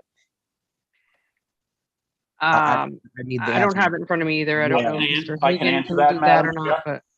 but Mr. Bowen? I can add, that is the line item that is ballot access petitioning expense, which is right now encumbered, or the entire budget amount is $186,000.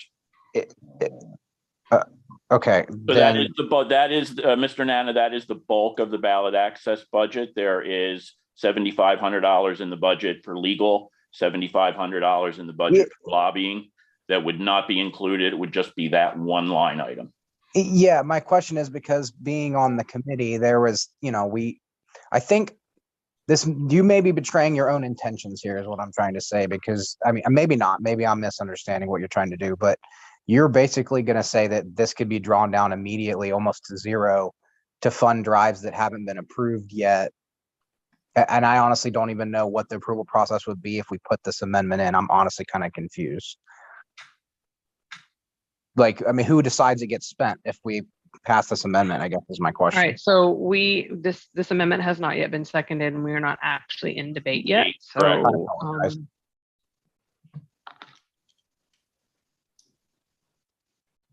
and I have yet to hear a second, so I'm going to say that this amendment dies for lack of second.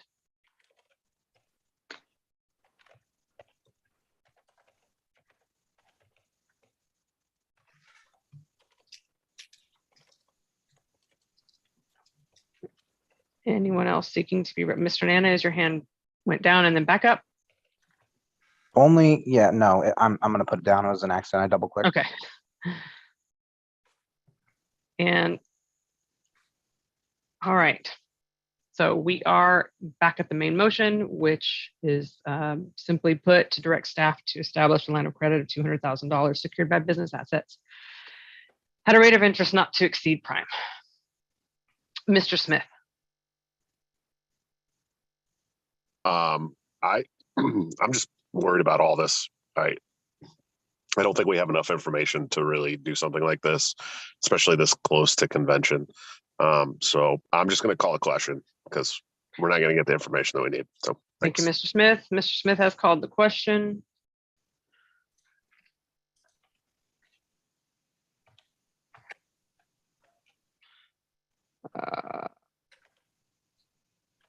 A second call the question.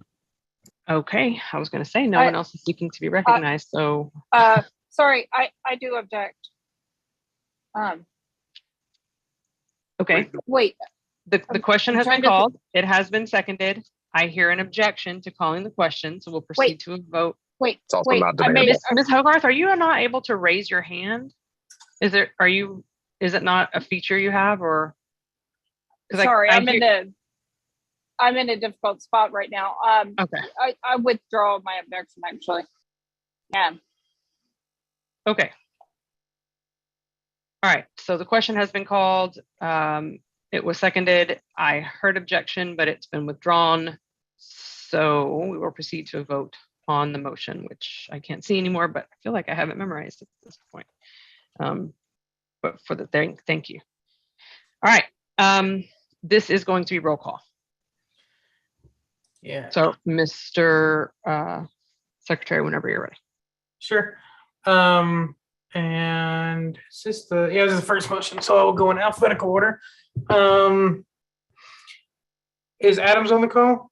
No. This is Beth, and I'm here, but can I see the motion, please, again? It's at the very top. Oh, okay. My vote is aye on that. Good boy. I love you. I'm sorry, I could not hear you. I vote aye. Aye. Okay. Bowen. No.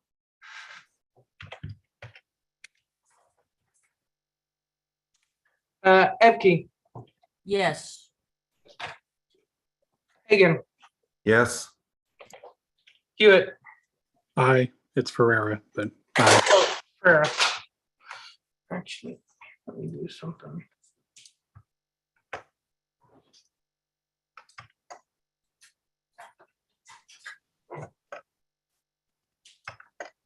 There we go. Hogarth. Yes. Is Lucchini here? Flores. Yes.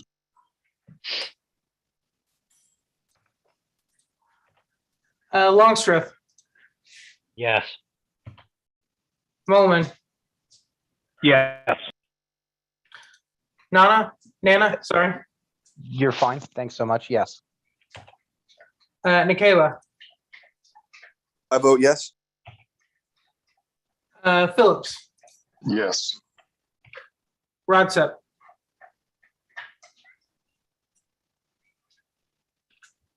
Is Rodsep here? Yes, I was having a difficulty unmuting. I do apologize. Express extension. Starwork. No. Smith. No. I will vote yes. Madam Chair? I will not vote. All right. This only requires the majority, correct? That is my understanding. Yes, there's no expenditure here. 1, 2, 3, 4, 5, 6, 7, 8, 9, 10, 11, 12 in favor, 3 opposed, 2 abstention. Motion passes. All right. So we are now moving on to the second part of the original motion. So it was divided, and it is. I will get there very shortly. Okay, no problem. There we go. I'm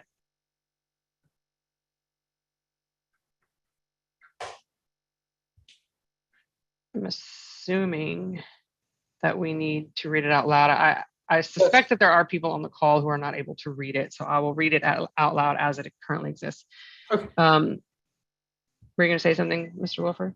I was just going to offer to read it, but if you're going to. Oh, please do. That would be great. Move that the line of credit will be drawn by $50,000 to fund the ballot access support encumbered by the executive committee. An additional $85,000 will be drawn and transferred to the LLCC for candidate support and the Frontier Project. An additional $50,000 is authorized to be drawn on the direction of the executive committee without further action of the LNC as a reserve if needed for staff salaries and other operational expenses.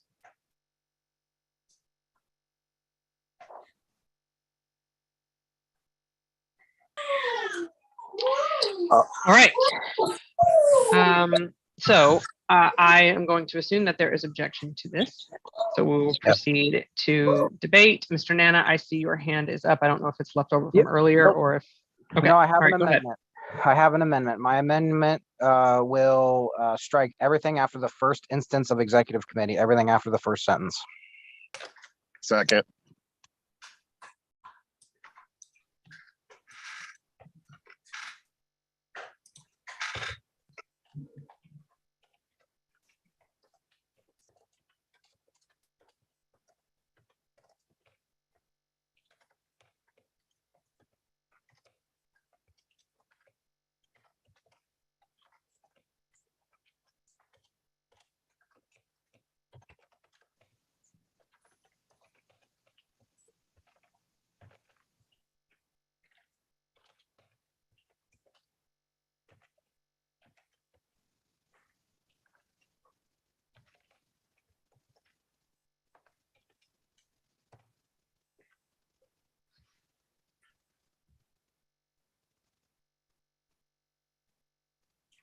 All right, we have an amendment to strike everything that follows the first sentence of this motion, essentially.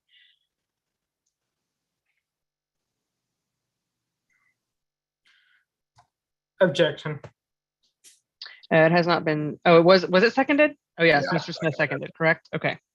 All right, and we do have an objection. So, Mr. Nana, would you like to speak to your amendment? Yeah, sure. I think the first sentence is going to be something that we have to do no matter how we feel about this at this point. It's money that's already been encumbered. So, it is what it is. The second piece specifically about LLCC and the Frontier, while, ideally we would have the money to support those things, I just don't think we do at this time. And we need to be fiscally responsible and not immediately draw down, well over 50% of this line of credit or, whatever we're calling it now, this business asset loan. I really object to spending that much extra money. I get the 50 grand, but not that. And then the third piece, I don't want it to be at the direction of the executive committee. I would like it to have to come back to the full board. I might be able to acquiesce on that, but I wanted to offer this as my amendment first to see how it was received by the body. Thank you, Mr. Nana. And I believe Has there. that been seconded? Second. I was going to, so. Yeah. I believe there. I thought I heard objection to it anyway. I objected, yes. There you go. Mr. Wilford, go ahead and speak to your objection if you wish. Yeah, so I actually think me and Mr. Nana are like 75% on the same page here. Definitely agree that that first sentence needs to pass. The place where me and him diverge, I do believe, is on the second sentence. And I'm not even 100% sold that I want to pass the second sentence, but I have received feedback that not only is this an important thing that we pursue, but it is a timely thing that we pursue. If we wait until the money from the convention comes in, our window on this will be closed. It's actually an interesting point that I have heard from Mr. Smith that we will be strapping the next LNC with debt, because I have actually had constituents come to me and tell me that they felt the next LNC would be strapped if we didn't bring to them a full line of ballot access and a strategic political plan. That said, I'm completely open to, after some discussion, that second sentence failing, I would just like some consideration and more discussion, which is why I would be more amenable to dividing that than striking it. As to the third sentence, if he had moved to just strike that third sentence, I would not be raising any objection. That is all. Thank you, Mr. Wilford. Mr. Molman, I see you next. Yes, hi. On, I think I lost you for a second, so you might want to start over. Sorry, I'm in the mountains in Tennessee. Okay.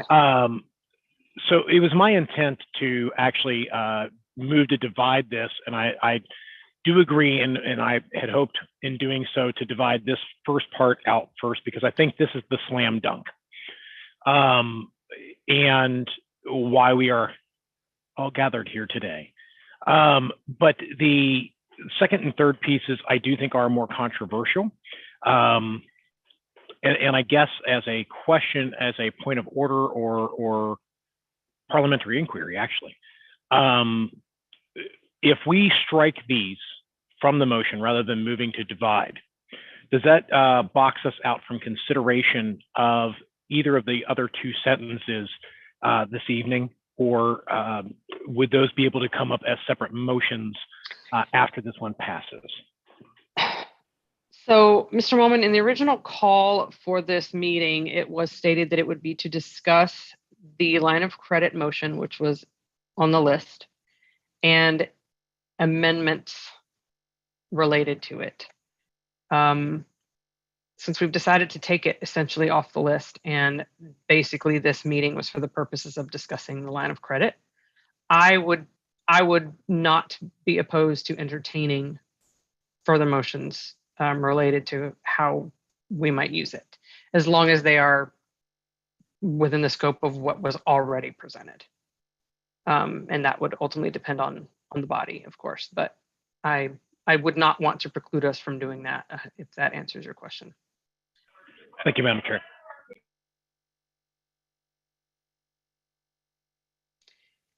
Mr. Smith? And we are, just to be clear, we are on this motion right here, which is the amendment, basically striking everything after that first sentence. So whoever is in the queue, I assume you are wishing to speak on that particular motion. Yeah. On the amendment, okay. I just think we all know what we want at this point. So I'm going to call the question. The question has been called. Can I object to that? It hasn't been seconded yet, so. I'll second. All right. The question has been called and it has been seconded. There is objection to calling the question. So we can proceed to a vote on whether or not to call the question, which does essentially end debate, by the way. And I believe this requires 2/3. So, Mr. Secretary, how would you like to proceed with the vote on this? Calling the question. We can do roll call. I am going to work off the assumption, though, that we have the same members we did for the previous vote. Yes, I'm not aware of changes. If at some point I get to like an alternate and instead the member is present, please alert me. Okay, so calling the question at this point requires 2/3 vote. Yes. Whenever you're ready. I'm going to do something just for, there we go. All right. Vest. Yes. Bowen. No. Epke. Yes. Hagan. Yes. Ferreira. Aye. Aye. Hogarth. No. Oh, sorry. Flores. Aye. Longstreth. Yes. Molman. I'll go yes. Nana, Yes. Michaela, Just so I'm clear, I apologize. I had a crying baby. This is the motion to cut out everything except ballot access. this is the motion to call the question on that motion. Oh, I apologize. Yes. Phillips, Abstain. Rutsep, Yes. Sarwark, Yes. Smith. Wow, I made a motion that's going to pass? Yes. I will vote yes. Madam Chair, Where are we? What's the count? it's gonna pass. Okay, so it's got the 2/3. Without me, then I won't. Okay, final tally is 13 in favor, 2 against, and 2 abstentions. It carries. All right. Okay, so the question has been called, and we will now proceed to a vote on the motion itself, which is to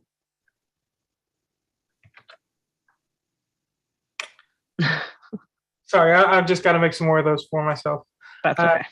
The question before us is the amendment to strike everything after the first sentence, basically. Right. So what we're actually voting on now is to leave the motion as follows: move that the line of credit will be drawn by 50,000 to fund the ballot access.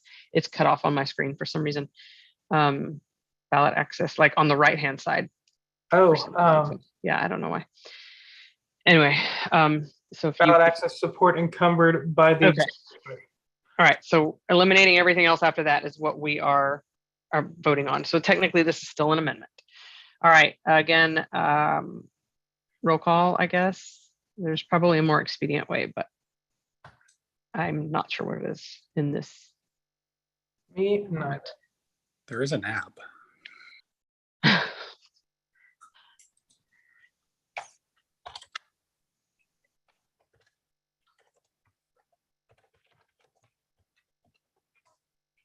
All right, so again, this is just the amendment itself.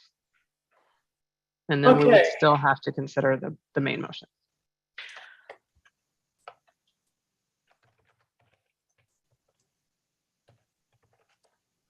So, Mr. Wilford, this is just an amendment to the motion. So this is a majority. And then the main motion, because it is expending, or because it is taking on debt, then it would be the 2/3. That is my understanding. Okay. All right. Okay.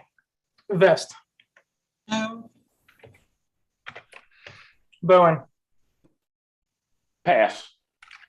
A pass. Epke. No. Hagan. No. Pereira. Nay.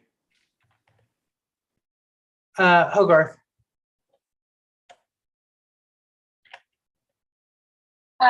No. Flores. No. Longstreth. No. Molman. Abstain. Nana. Yes. Michaela. I will vote aye. Phillips.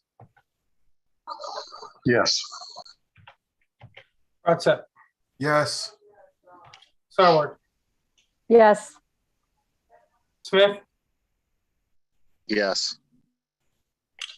I'm going to vote no. Let me tell you 1, 2, 3, 4, 5. So you need to go back to Mr. Bowen as well. Oh, yes. Bowen. Yes. 1, 2, 3, 4, 5, 6, 7, 8 opposed. 1, 2, 3, 4, 5, 6, 7 in favor. You can't affect it, Madam Chair. What was that? You cannot affect it. Okay. Thank you. It fails. Yes, 7 in Either way, favor, 8 against, 2 abstentions. Okay. All right. So we are back at the main motion.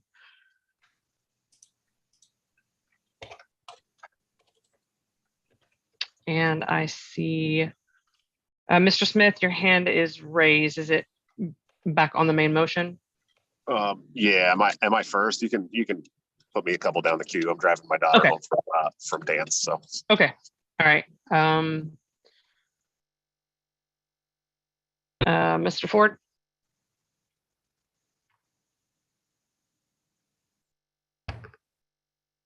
Sorry, if you can come back to me. I'm driving All right right. now. Thank you. Mr. Phillips? Nope. Mr. Moman? Yes, Madam Chair, I would like to move to divide. And I want to divide the first sentence out for separate consideration from the rest. I will second.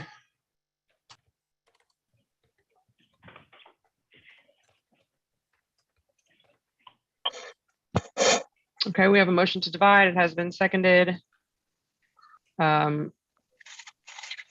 Requires a majority, but the division itself is not debatable.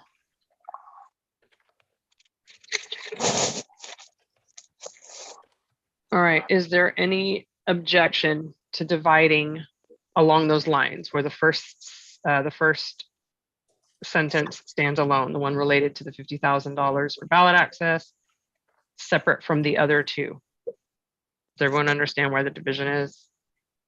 Madam Chair, I object. I do not understand other than to prolong the vote on each separate piece. Okay. So there is objection to dividing the question. We will proceed to a vote on the division. Roll call again, Mr. Wilford, unless you've got a suggestion for a better way. I wish I did.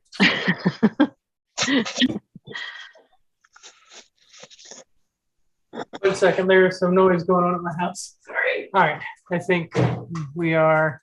Okay, I want to make sure everybody understands where the division is that is being proposed here. So it's the first statement that we were just kind of considering earlier, which is the $50,000 for ballot access. Yes, and then the other two pieces, which was the $85,000 for the LLCC to support Frontier Project, and the other $50,000 for the executive committee to direct for operational expenses. All right, so those two would be together. Is that my understanding? And that then is my understanding. Okay. Yeah. Okay. Right. And with my apologies to the body, I have gone in alphabetical order the last couple times, and we have agreed before that I will go reverse half time. So the next two I will go in reverse for. Starting with myself, and I will vote aye. Smith. yes. Sarwark. Yes. Broadsep. Yes. Phillips. Yes. Michaela. Yes. Nana. It wouldn't let me unmute. Yes. Moman. Yes. Longstreth. Yes. Flores. Yes. Hogarth. Yes. Beer. I too enjoy doing things the long way. Aye. Hagan. Yes. Ebke. Yes. Bowen. Yes. Best. Abstain. You said, I'm sorry, say again? Abstain. Abstain. Madam Chair? I don't need to vote, do I? No, you don't. Okay. I think it's gonna be 15. 1, 2, 3, 4, 5, 6, 7. 13, 14. Yep, 15 in favor, 2 abstentions, carries.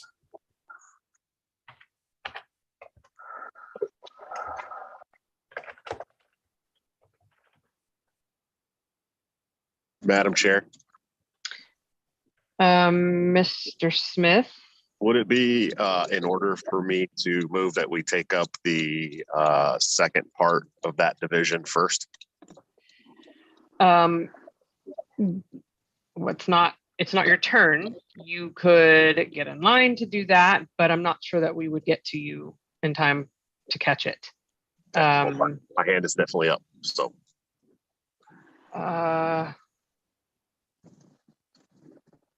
I am not seeing your hand. Oh, you put it, did you put it down when I Yes, told you because to? you said, yes, you said to bump you down the list. Yeah, a little bit. Yeah, okay. Okay, so we have divided the questions. All right, I see. So the first one is going to be moved that the line of credit be drawn by $50,000 to fund the ballot access support encumbered by the executive committee. Mr. Wilford, do you agree that is where we are? I do agree. I'm just getting the rest of it done for Okay. myself. So. All right.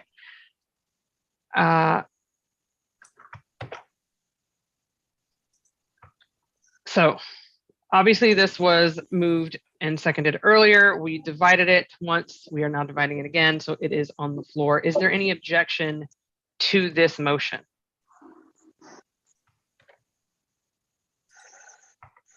I object. Okay, and to be clear, it is just the one regarding the $50,000 for ballot access at this point. I know I object on it, on the principle of taking out debt. So. All right, I appreciate that.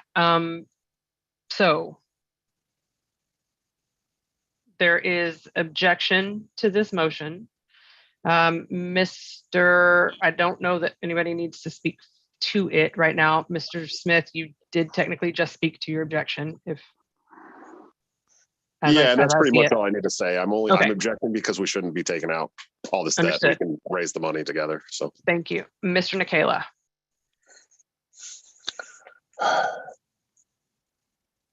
I apologize. That was an artifact. Okay. Mr. Flores.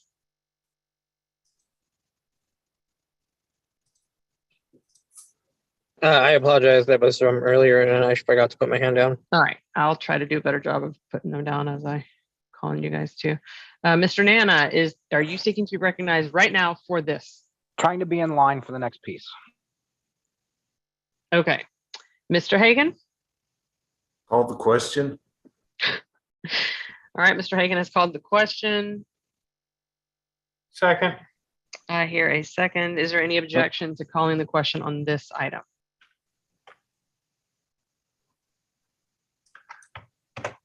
I thought I heard someone attempting to speak. I want to make sure that was not an objection. Okay. Hearing no objection, the question is called. We will now proceed to a vote on this particular item, which is to move that the line of credit be drawn by $50,000 to fund the ballot access support encumbered by the executive committee. Is there any objection to this motion? All right. I objected. You did, and we've spoken. People have spoken. It was called, and we're right back to the same thing. So we will proceed to a vote on the motion. Whenever you're ready, Mr. Secretary. Yes. Again, for the second time in reverse order, I will vote. Make sure. I will vote aye. Smith. No. Sarwar. Yes. Rotsep. Yes. Phillips. Yes. Nikela. Yes. Nana. Yes. Mulman. Yes. Longstreth. Yes. Flores. Yes. Hogarth. Yes. Fiera. Aye. Ferreira. Ferreira. I don't know why I'm having so much trouble. My apologies. Ferreira. Okay. Hagan. Yes. Evke. Yes. Bowen. Yes. Madam Chair. I won't vote. Okay. 15 in favor, 1 against, 1 abstention. Motion carries. It did require 2/3. It did attain, yes. Okay. Excuse me, I didn't vote. Uh-oh. Oh, who? Oh, she's up on the top on the next page. That's why. Oh, That is sorry. the best. Vest. Yes. Okay, that then corrects my count because I was just subtracting the nays. So yes, 15 in favor, 1 against, and 1 abstention. All right. So that brings us to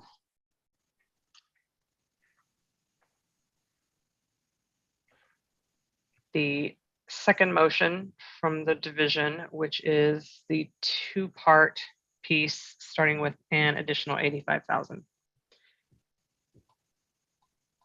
So, Mr. Wilford, can you remove that first line from that? Since we I'm just sorry. okay. Will be drawn, and we actually need that little bit right here. Now it's complete motion. There we go. Okay, so now we are considering this piece, which is moved that the line of credit will be drawn by $85,000. Oh.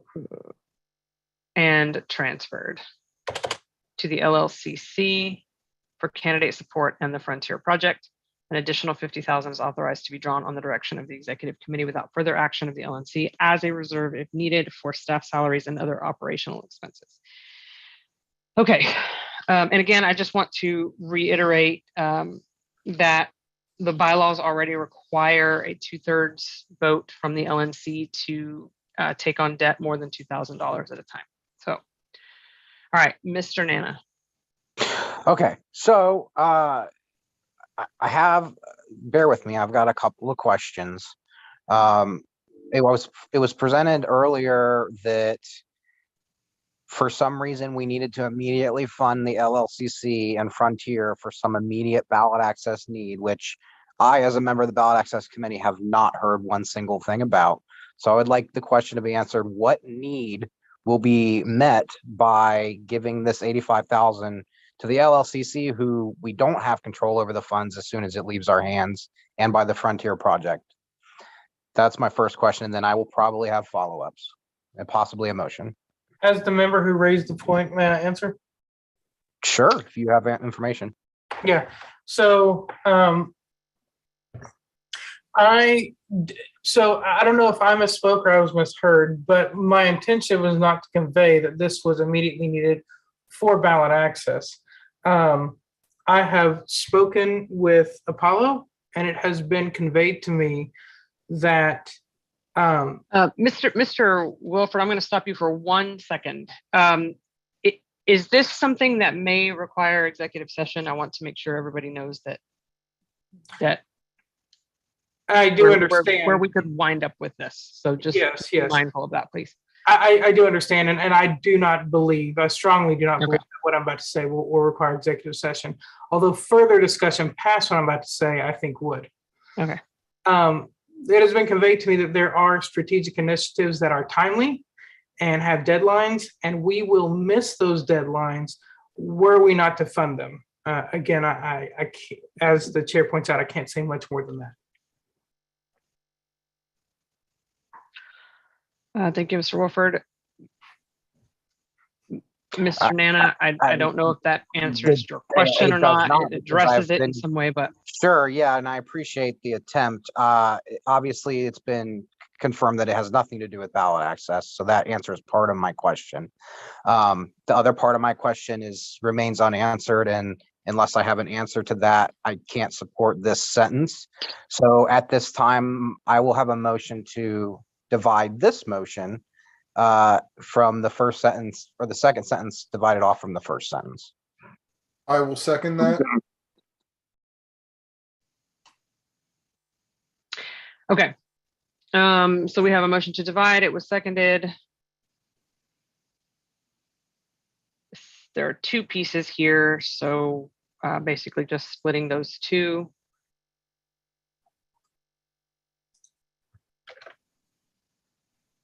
Making the $85,000 and transfer to the LLCC for candidate support and Frontier, separate from the $50,000 authorization for ops.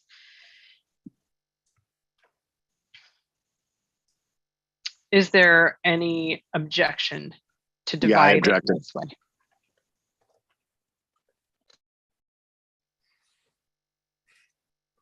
All right, so we will proceed to a vote on the division. Requires a majority. Whenever you're ready, Mr. Secretary. All right, and we will now be back in forward alphabetical order. Vest, No. Bowen, No. Epke, No. Hagan, Yes. Tierra, Ferreira. I just want to confirm this is on the division. Correct. Yes. Hogarth, Yes. Flores, Aye. Longstreth, Pass for just a minute. Bowman, Yes. Nana, Sorry, it's taking forever to unmute. Yes. Michaela, Yes. Phillips, Yes. Rodset, Yes.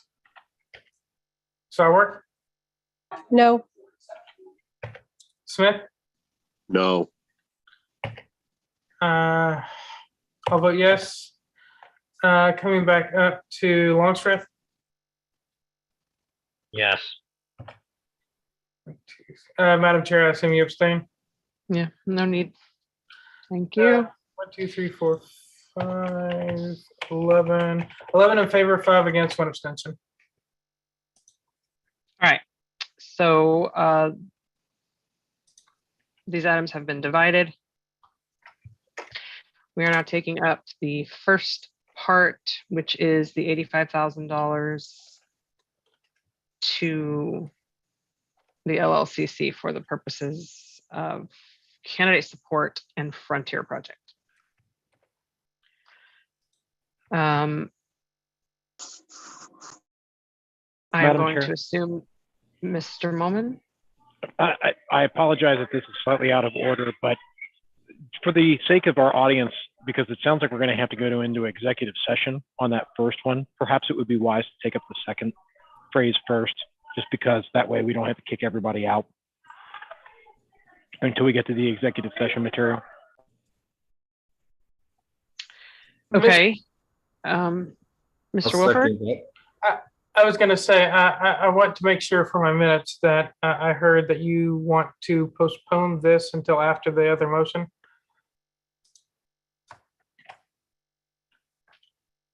That was Mr. Moman's proposal. Okay. So I don't know what it takes to do that. I'm sorry. I believe he'd be motioning to table this until after the other item. If it needs to be official, sure. I was just thinking for expediency. I wasn't trying to jump the line, and I certainly wasn't trying to make a mess. I just figured. So I think that what Mr. Moman is trying to do is take up the one that you believe is not going to require executive session. And then take up the other one, as it may take us into executive session, and then you're making the assumption that people will just drop off anyway and not want to come back. I feel like that's an assumption. So I have a clarification for my minutes, and it has implications on what we're about to do. Okay. A motion to postpone is debatable, first of all, whereas lay on the table is not. And it brings it up immediately after we settle the next question.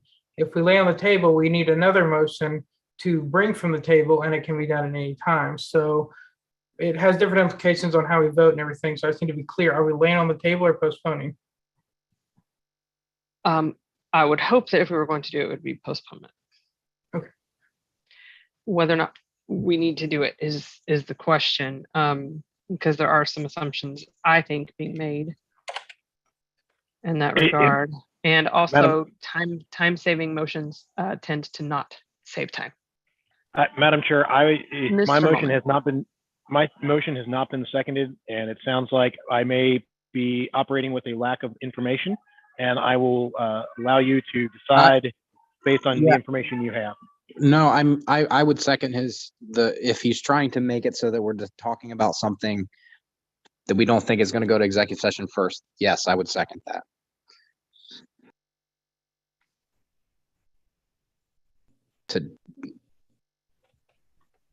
Procedurally, I wasn't clear on exactly what he's trying to do. I think I have it now. So I would second what he's trying to do.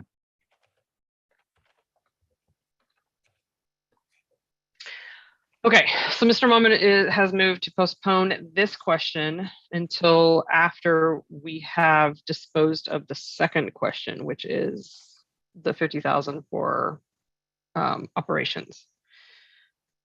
Just paraphrasing it. And it was seconded. Is there any objection to this postponement?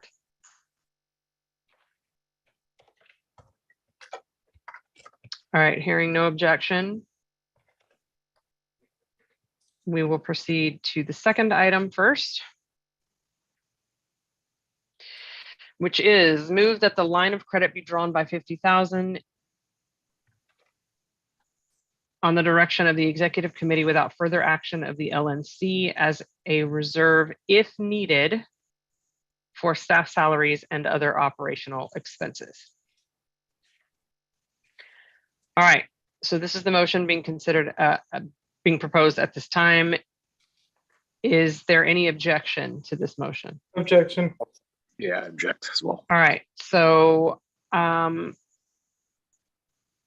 the original maker of this motion tonight was Mr. Wilford, because as part of the whole package that you put on the table for us, do you wish to speak for it and then also speak to your own objection? Actually,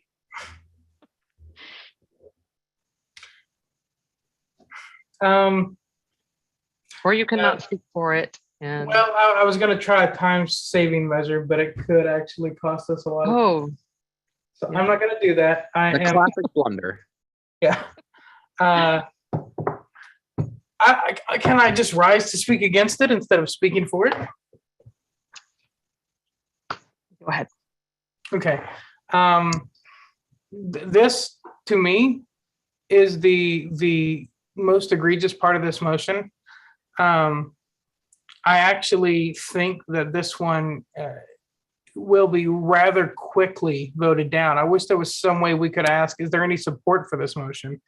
But unfortunately, I don't think that's a parliamentary possibility. So at first I was going to object to the consideration of the question.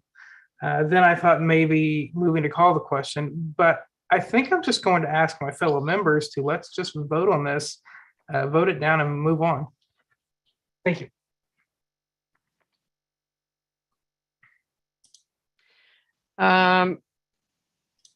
Mr. Nana, are you seeking to be recognized on this particular motion? I was going to speak against, but I don't need to enter debate if nobody else is going to. All right, I'm just going to go. There are a few people with hands up now. Mr. Bowen, do you need to speak on this particular motion? I would be speaking against. Mr. Ford? So I will yield. I will yield. Thank you. Mr. Ford? Yeah, I'm an artifact, literally. Okay. Mr. Phillips? I just have a point of clarification, which is that if we don't do this now, at any time in the future, the LNC could still do it by a 2/3 vote. Is that correct?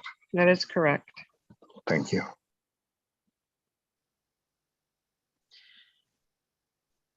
Mr. Nikela? Thank you, Madam Chair. I believe this motion's out of order because only the LNC can get us into that.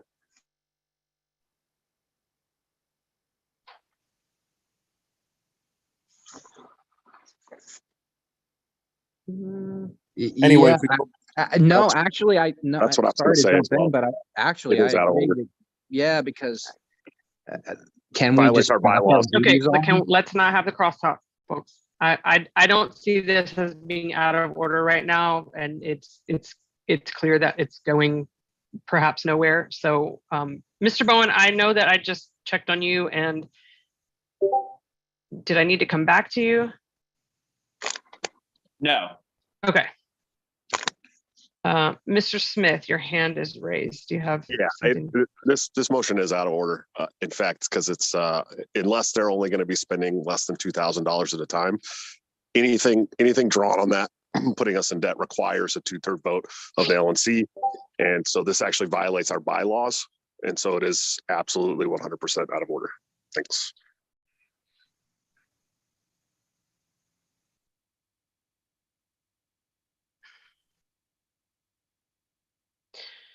All right. Mr. Flores. I would ask for a ruling of the chair. Well, I'm gonna need a minute then.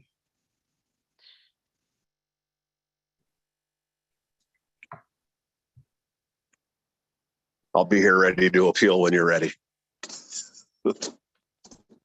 Okay.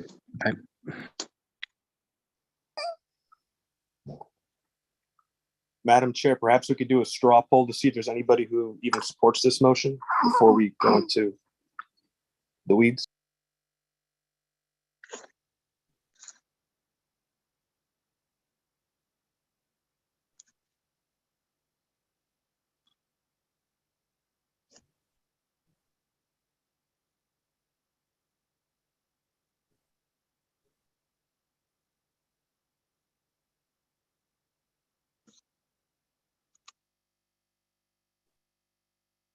So the way I read this, first of all, what we're doing tonight actually is an LNC action. So the LNC tonight, if we're going to pass this, would be voting, requiring a 2/3 to do this in the first place. That is the LNC approving an amount of debt over $2,000. That is what this is. So that is what our rules say has to happen. That's what this is. This is up just to this amount. So it is not out of order.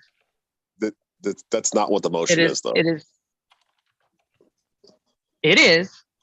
And that's my order. ruling, that it is says not as out a of order. reserve if needed. It's not giving a specific amount for a specific item line.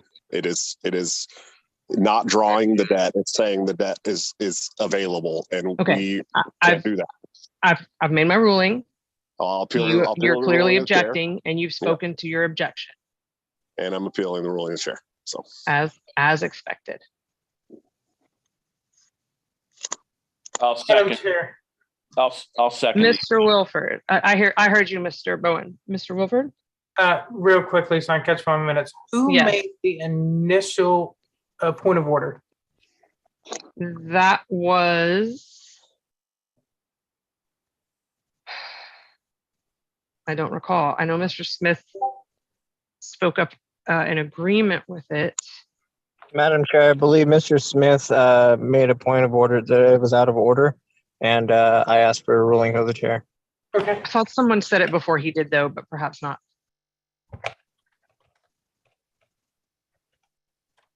Maybe someone else agreed with him. Okay. It was Mr. Nikela. Yeah, Mr. Nikela also called it out of order first. Yep. Okay. Thank you.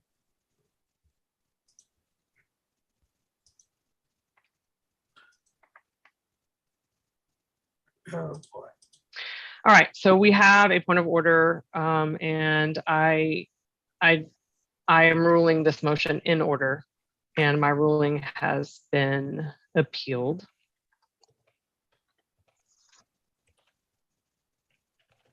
So it requires a majority to overturn. So the question is, will the chair's ruling be upheld?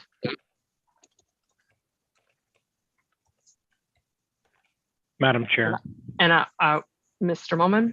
May we have a 5-minute recess to go review the bylaws? Because I don't know about you all, but I don't have the exact wording of that particular section memorized. And if I'm going to make a ruling on the bylaws, or Madam Chair, perhaps it would be wise if you could read that to us, that sentence. I've changed into a point of inquiry, or inquiry. Okay, I'm gonna have to find it, so give me a minute. No problem. I'm on my phone. That was the problem why I couldn't find it fast enough. Article 9, Section 5.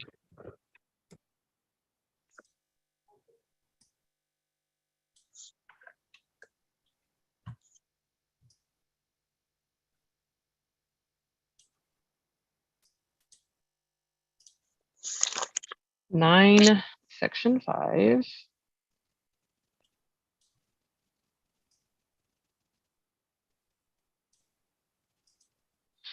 All right.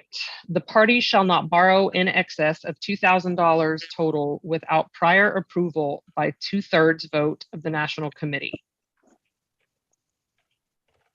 This shall not include current operating debt for trade payables. That would be a situation like if we owed a hotel right then and there on the spot.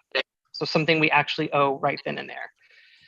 So the party shall not borrow in excess of $2,000 total without prior approval by 2/3 vote of the National Committee. I consider what we would be doing right now the vote of 2/3 by the National Committee. So that's that. Where did my meeting go?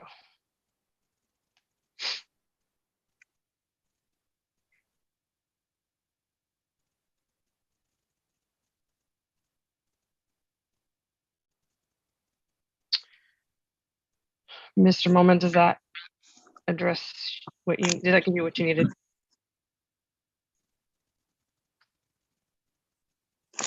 I believe so.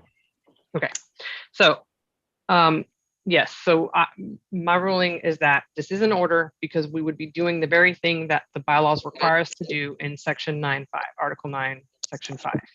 We would just be doing it now instead of later. And up to $50,000 and as needed, the way the motion is written. So, Mr. Smith, I believe you, Mr. Kayla, do you need to speak further to your objection or to your appeal?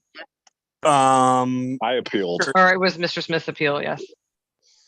Yeah, I appealed. I think that we're authorizing an unknown amount to be spent with no oversight from the LNC. We haven't even chosen a dollar amount to draw from that account yet, which is it's gonna require a 2/3 per our bylaws. It's gonna require a 2/3 vote by this LNC to actually put out a dollar amount to withdraw from there for staff expenses or overhead or whatever it is. And this motion's out of order because we're not doing that. We're just saying, hey, this line of credit can be opened, but we're not drawing debt. So if you guys wanted to choose a number to draw from that, then it might be in order, but this is out of order completely. It violates our bylaws entirely. Thanks.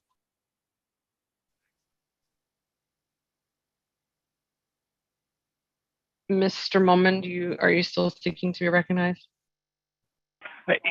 Well, yes, actually. I have a question on this then to Mr. Smith, if that's in order. If we were authorizing straight up borrowing $50,000 and commanding the office to only spend it as necessary, that would be in order. But I just want to make sure I understand. That would be in order, but giving the executive committee the ability to spend up to $50,000 in your view is out of order. Is that correct?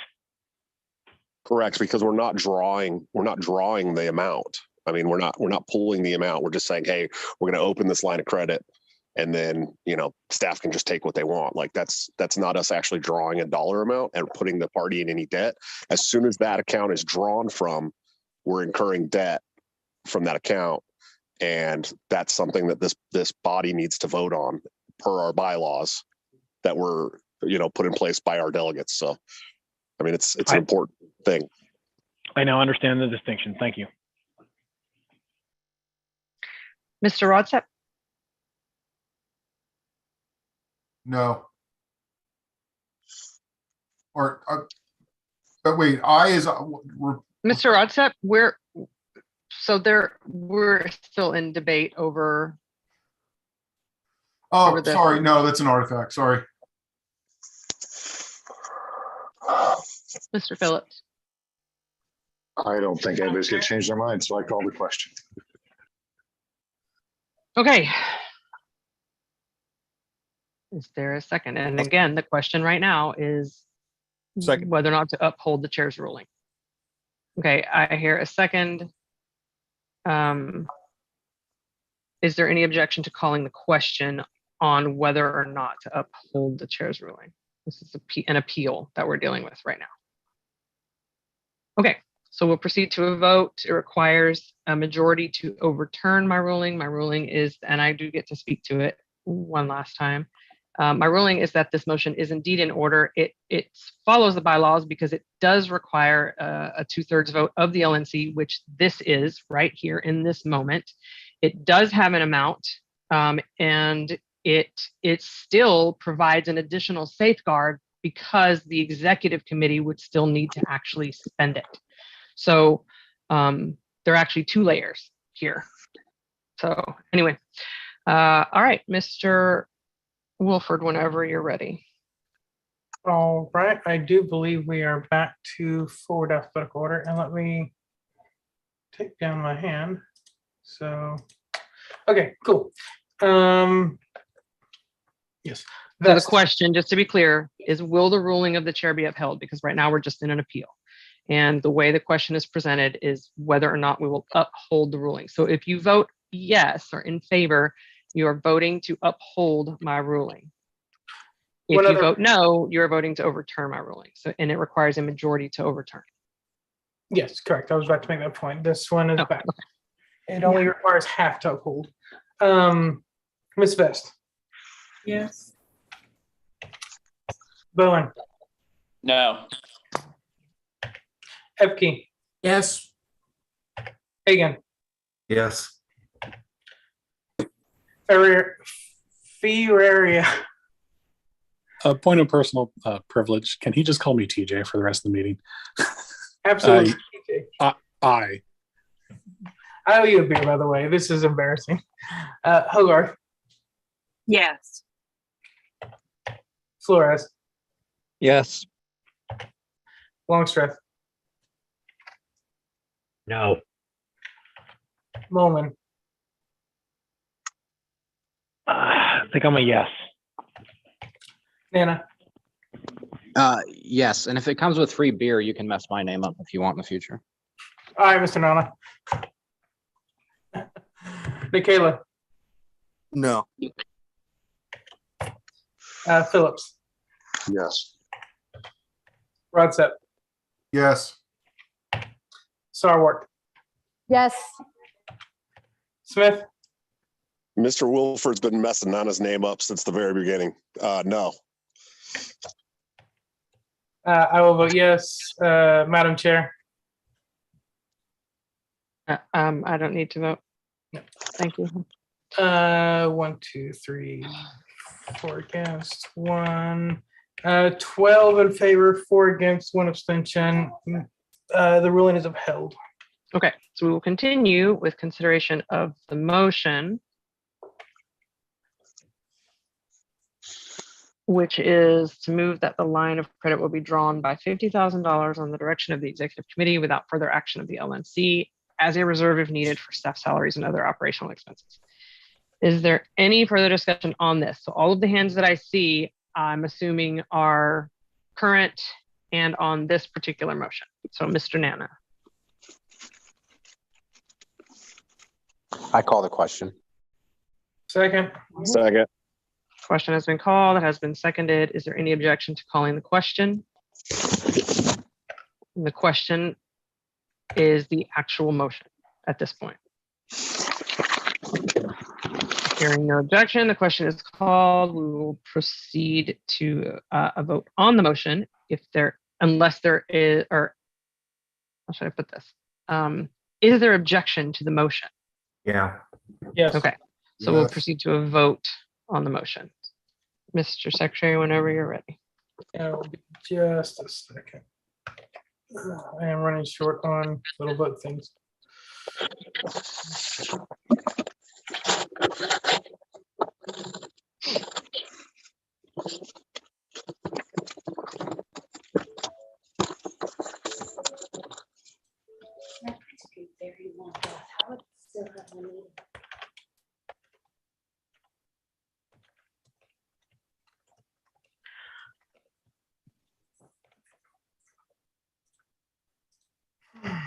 Okay.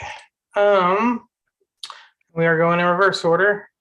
So that was And again, this requires 2/3 because this is a debt authorization. yes.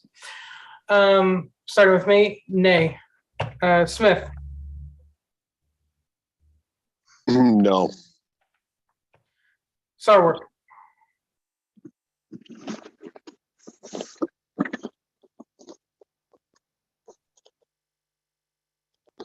Ms. Sarwark, Mr. Secretary, could we see the motion? yes, now we can. Earlier, I couldn't reach where I was voting and see the motion, but we can now. Sorry, no. Rotsep, No. Phillips, Abstain. Michaela,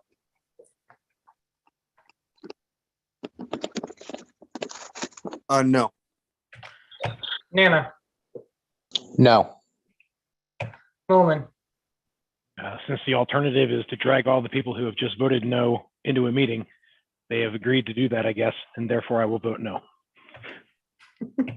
Longstreth,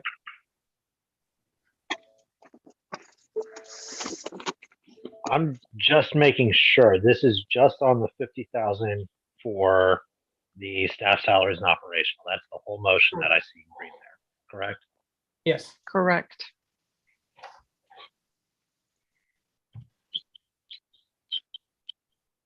I'm going to abstain. No, Flores. I'm going to vote no. Okay. Sorry, change my vote to no. Flores, No. Hogarth, No. TJ, Yes. Hagan, No.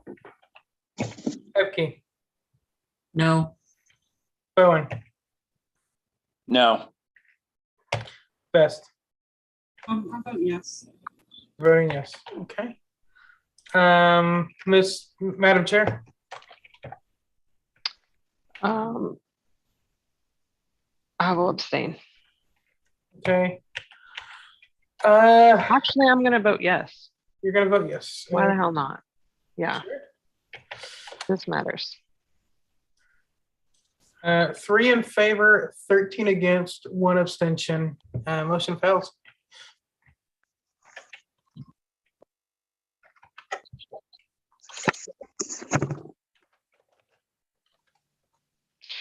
All right. So that brings us to the one we skipped a little while ago, which is the 85,000 for the LLCC for the purposes of candidate support and frontier project.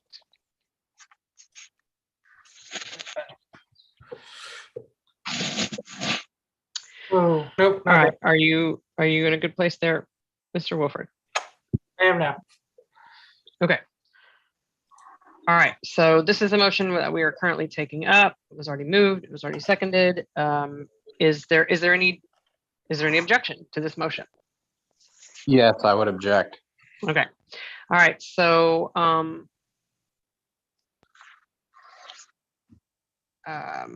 again, one of the reasons why why Mr. Moman wanted to do this one last is because of its potential for requiring executive session. I would assume, Mr. Moman, that would fall under political strategy. I believe so. There's also legal strategy as well. At the very least, sure. Yes. Okay. Point of personal privilege, Madam Chair. Mr. Bowen. I'm sorry, are we missing part of the motion that is on the screen right now? I only see one amount. That's the only one I'm aware of. So it's 80. Oh, so the 85,000 is being transferred to the LLCC for support and the front for 2 different issues. I thought it was two different disbursements. I apologize. Okay. All right. So, Mr. Nana, is your hand up? Is that current? Yeah, I mean, I guess there's not a motion on the floor, but I will just say I would oppose. There is a going to- motion on the floor. What we're looking at right now is the motion on the floor. Sorry, the motion that I wanted to speak to, but I mean, you've heard what I have to say about this piece. I can't support it as is with the information I have. Mr. Phillips? Two things. First of all, I mean, we are talking about the Frontier Project and candidate support, including an elected. In this. So I would move that we move the rest of this conversation into executive session. So we rise to executive session to hear from Mr. Apollo Pizzell. Second. I would object. Second. All right, we have a motion to rise and to move into executive session. It was seconded, and there is already expressed objection. Hi, Mr. Molman. My hand was raised to find out if there was any additional information that could be given in open session prior to going into executive session. Mr. Molman, I was actually calling on you to ask you. Oh, sorry. What happens now? Oh, sorry. Is going into executive session something that we debate, or do we just go straight to a vote on this? I believe it's a. Let me think about that. I have Caught me in a cabin in Tennessee, so I apologize. Let me find the rules again. This one I don't have memorized. I mean, there's obviously a vote to go in. And this is going to be in policy manual. Point of order, Madam Chair. I believe the motion for executive session would need what we're going to be discussing. Yes, we've definitely already established that. We would be discussing well, the entire motion itself, Understood. But also political strategy and legal strategy, and hearing from relevant staff on that. Thank you. Yeah, I'm just trying to figure out what is required for us to do it. 924. What's that? Sorry, I'm reading the reference in Roner. I just pulled up the page. 924 executive session. So I'm going to look at all right, executive sessions. The LNC or any committee may enter into an executive session only in compliance with the special rule of order. So this is a special rule of order. The motion to enter executive session must list the reasons for doing so. I would say it says majority vote in Roner. All of the above. A majority of the committee members voting is required. Okay. All right. So I think the part that I was missing was whether or not we debate whether or not to go into executive session, or if we just go straight to a vote on it. It is debatable. Okay. All right. So we have a motion to enter into executive session. We do have objection. Mr. Phillips, were you the one who moved to go? Yes, ma'am. Okay. Do you wish to speak further on that? Yes, ma'am. We have a lot of legal issues and political strategy there that I know that our members would love to hear, but because of the dangers of getting it out, that's why we have executive session for those things. If something comes up that we later on feel that we can share with the membership in general, then we can do so after executive session. It is much safer to do it that way than the reverse. Point of order. Mr. Wilford? Moving into executive session under Roner is a question of privilege, and no question of privilege is debatable. Okay. But we will vote on it. Yes. And it just requires a majority to do so. Whenever you're ready. Mr. Wilford. And I just want to point out to you, I know someone raised the question about the purpose of it, and the 4 options that we have are personnel matters, contractual negotiations, pending or potential litigation, political strategy requiring confidentiality. And I would argue that perhaps all of those things would be the relevant criteria here. So just someone else raising a point of order? Yes, Mr. Ferrer. Yes. We allowed half of debate before we knew debate wasn't allowed. I think it would be fair if we did allow someone from the opposing side to say one thing before we took. So Mr. Nana, was it you who objected to? Yes, Madam Chair. Okay. What I want, I'm not opposed to going into executive session at some point. I just think that we owe it to people here to speak in the broadest terms that we think, the narrowest terms that we think are possible, while leaving it broad to not be susceptible to whatever, to at least discuss why this funding needs to happen, in extremely broad general terms that won't tip our hat or tip our hand around. So that's why I oppose it, and we'll be voting no to go into executive session immediately at this time.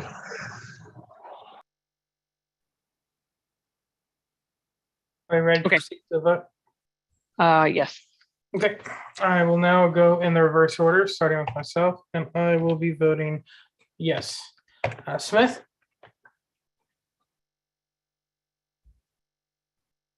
Sorry.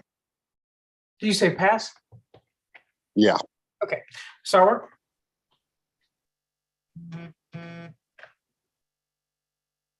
Ms. Sauer? Is she still on? I guess I will come back. I'm checking. I'll check the roster, see if she's still in here. Roger. Yeah, still here. Yes. Phillips? Yes. Nikayla?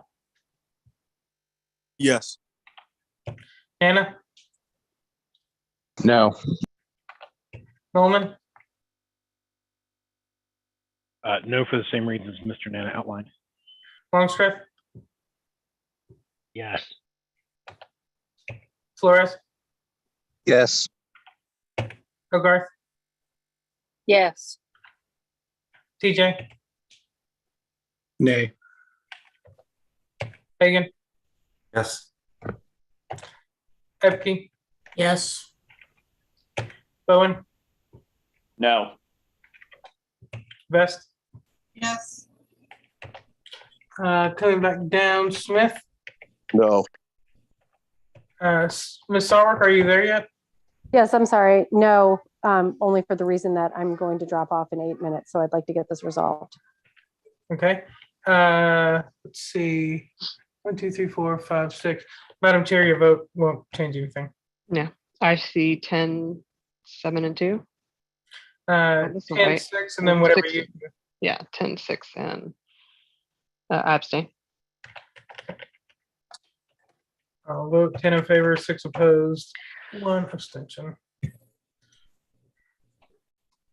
So we are now moving into executive session. I believe the way we have done this in the past was, and Mr. Harris, you can correct me if I'm wrong, we just kind of kick everybody out of the room who's not an LNC member or alternate, and then they can try to re-enter and then wind up in the waiting room, or is there a Madam Chair, would we be able to just set up a breakout room for the LNC members to enter into?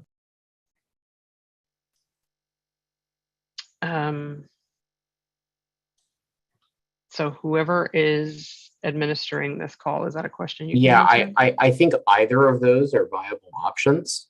And as to what we've done in the past, I think we've done both of them at various times in the past.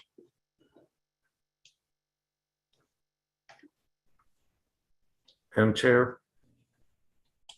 Mr. Hagan? Yeah, the last time we did the breakout session to not force all the gallery to have to log out and log back Okay. in. Okay, that works for me. Whoever can set that up. Mr. Harris, I think. It will take me a moment. And just to confirm, Apollo was invited to executive session as well. Correct.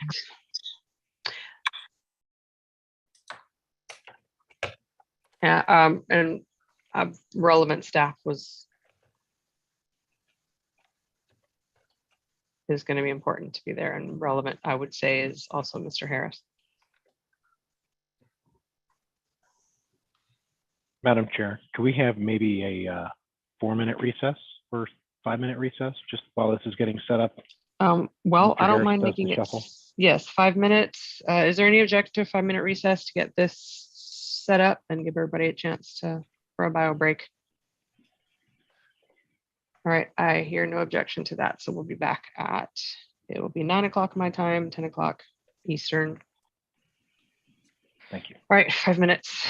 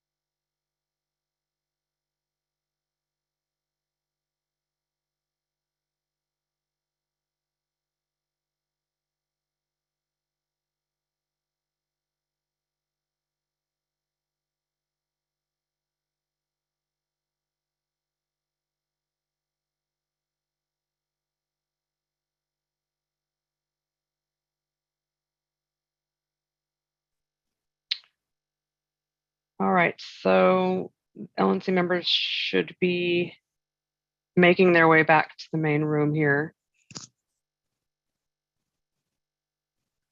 Mr. Harris, is there any way for you to tell if any are still lingering there or? I see Mr. Smith still there, but the room will automatically close in 30 seconds. So regardless of whether he joins us voluntarily or not, he may be compelled. Okay.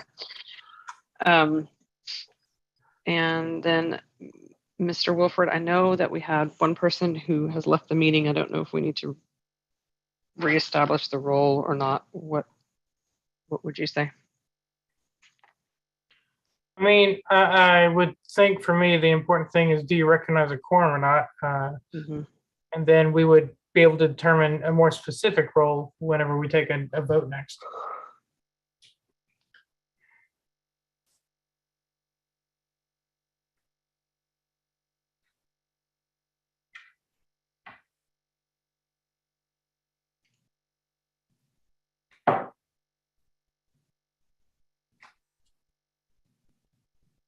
Well, the order changed when I went to page 2.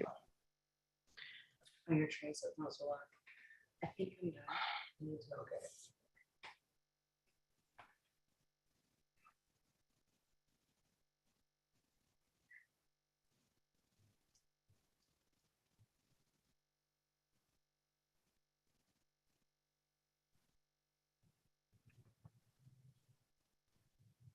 All right, yeah, we've got quorum. Okay, Mr. Wilford. Thank you, Madam Chair. At this time, I would like to make an amendment to the motion currently on the floor. Let me see the best way to do this. I'm going to go ahead and share my screen. Point of information, Mr. Lucchini just logged in. Okay, I will note that here. Thank you, by the way. Okay, so this being the current motion on the floor, move that the line of credit will be drawn by $85,000 and transferred to the LLC for candidate support and the Frontier Project. I move to amend the motion by striking the words 85,000 and transfer to the LLC for, and inserting there $30,000 to fund. So I will highlight that to make it easy. This portion will read $30,000. So I'll read it in full. Move that the line of credit will be drawn by $30,000 to fund candidate support and the Frontier Project. Second.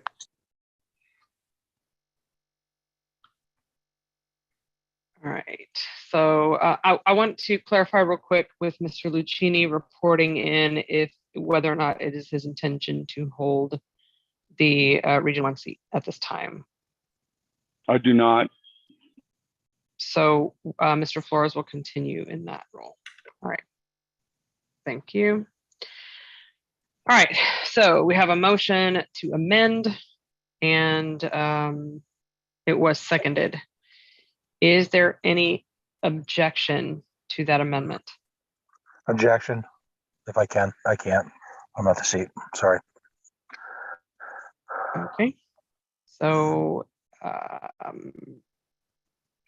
hearing no further objections, the amendment passes.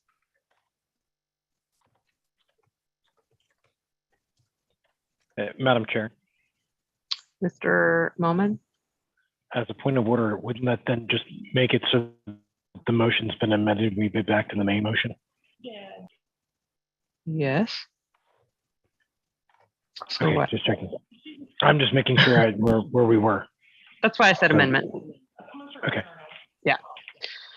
So the motion on the floor now is, well, we'll get it. Yeah, it's coming.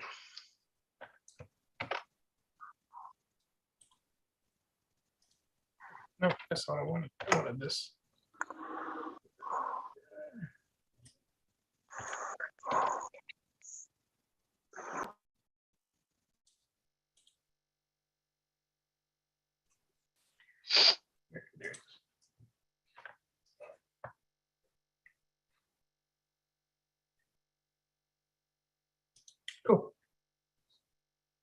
All right, so now the motion that we had been considering has been amended and now reads there what you see in green, that the line of credit be drawn by $30,000 to fund candidate support and the Frontier project.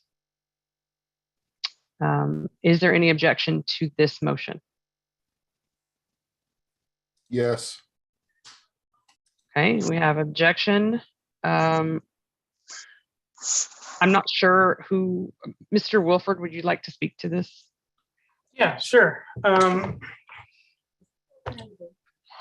I believe that this is an adequate amount in order to keep our candidate support moving forward, as well as the Frontier project, which I believe are both very important staples to our long-term success. And I believe that's about all I can say right now. Mr. Rodsep, I believe it was you who objected. Yes. Actually, I just wanted to offer an amendment to this. You have the floor anyway. The amendment would be that not to exceed distributions of over $7,000 per month.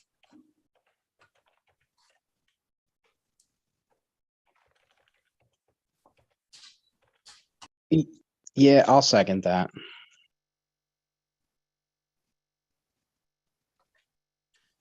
And you want that at the end? You want that at the end of the sentence after the Frontier project, Mr. Rodsep? Or after 30,000?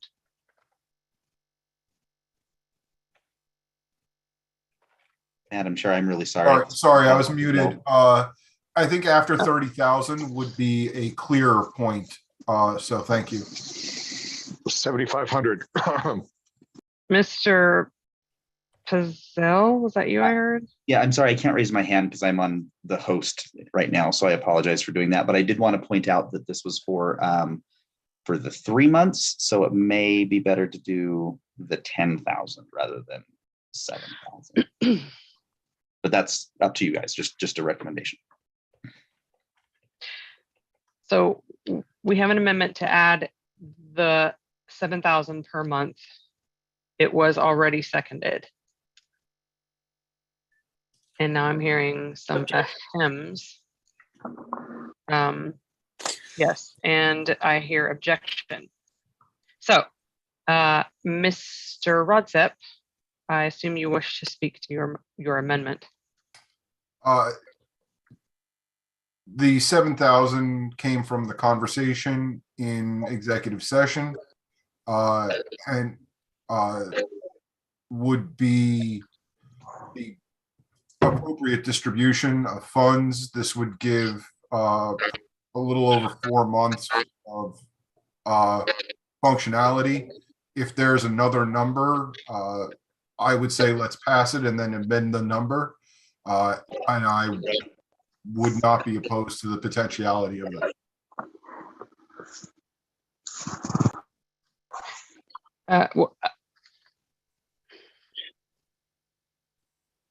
Okay, so you put this after the words 30,000. Okay. All right. So, and just for the record, an amendment is still in order at this point. So. True, we can go 2 levels. That's correct. Okay. All right. So, Mr. Ford, I see you next. Is that correct? Yeah. On the current amendment, I rise in support of this as a compromise. I think $7,000 a month per conversations are adequate. I think it also reflects the notion that while we're on credit lines, it's kind of pay as you go, and it's not dissimilar to the situation, if you will, and with our friends in New York who are being put on a pay as you go basis. So I rise in support of the $7,000, $30,000 compromise. Thank you. Thank you, Mr. Ford. I believe I was remiss in not recognizing whoever objected. That was me, Madam Chair. To this, Mr. Wilford. Apologies. No, thank you.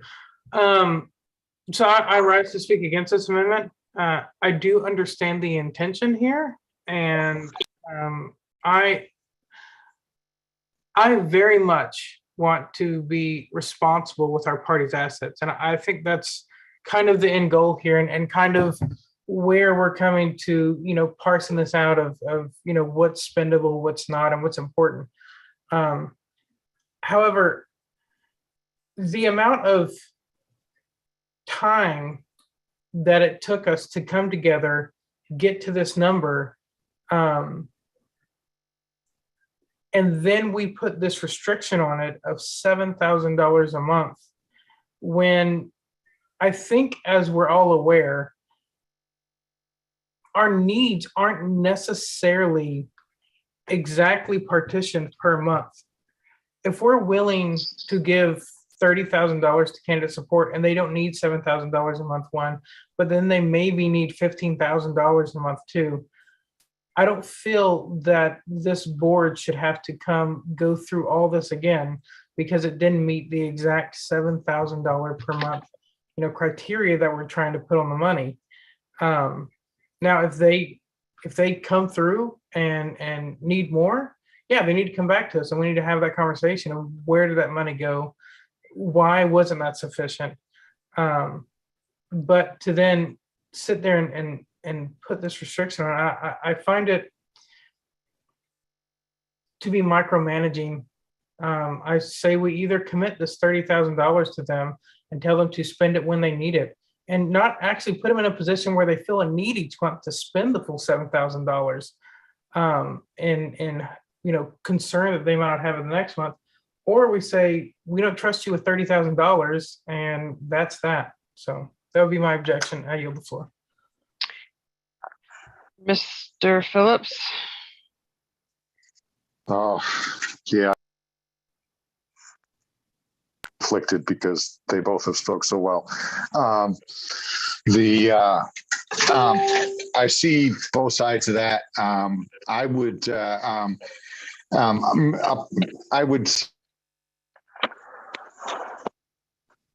Mr. Phillips, we lost you for a couple seconds there. Okay, I'm sorry. Am I clear now? Yes, you said that they both spoke so well and you were conflicted, and then you right. were But Mr. Pizzell is the one that brought up the $7,000 a month number, and I believe that he would be okay with it. Matter of fact, I think he just messaged me that he would. But I would offer one amendment just because it makes the math work out nicer. Is I would offer it. I would change the number from 7,000 to 7,500 because that works out evenly for 4 months. I would actually second that.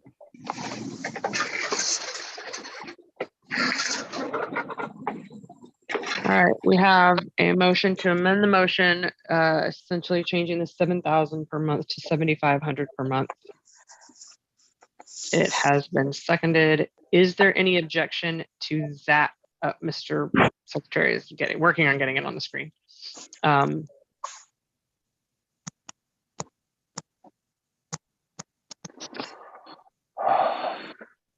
Is there any objection to changing the 7,000 per month to 7,500 per month? Hearing no objections, that amendment to the amendment passes.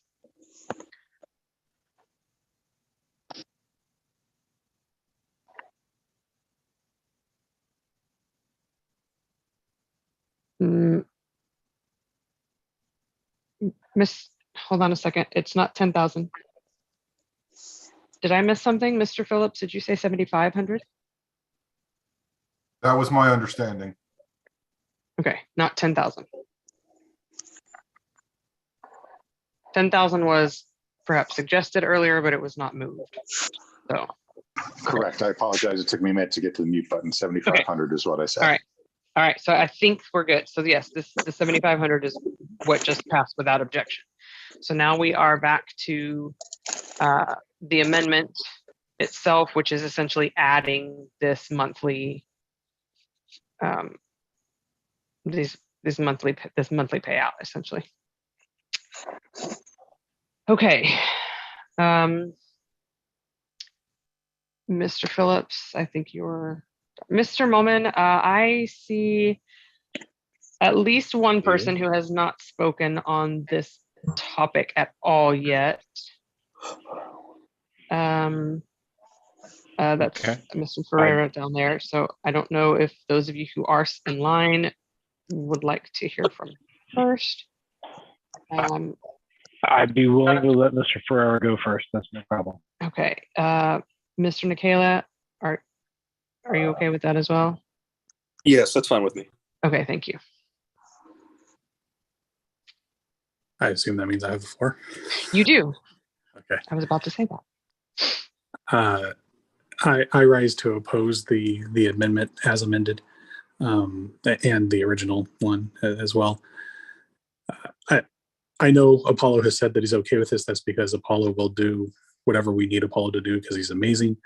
But I don't think we need to micromanage this much. This is different than the New York Drive. The New York Drive was performance based. We're not putting any performance in here, and I would caution us not to.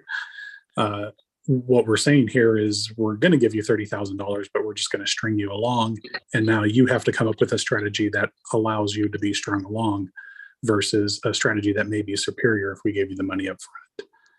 I don't think that this is the board that has the expertise to be making those decisions. We hire people to do that. That person's Apollo. Let's give them the full money. We've already knocked it down from 85,000, which was in the budget, to 30,000. That's my point. Thank you. All right. See if there's anyone else that we haven't heard from yet on this. All right, Mr. Molman, it's your turn. And again, we're on what we have now. Just want to make sure everybody knows where we are. Yes. It's the amendment to the main motion, which is the 7,500 a month. Yes. Okay. Okay. So yes, and that is what I wanted to speak to. So excellent. I heard Mr. Ford say, mention New York and the constraints we put on there, and in some ways, I certainly understand some of the frustration. But from a consistency standpoint, I'm always going to be looking to do what I think is going to get us the best results, even if I don't always agree with what we end up doing as a body. That's part of being a deliberative body. I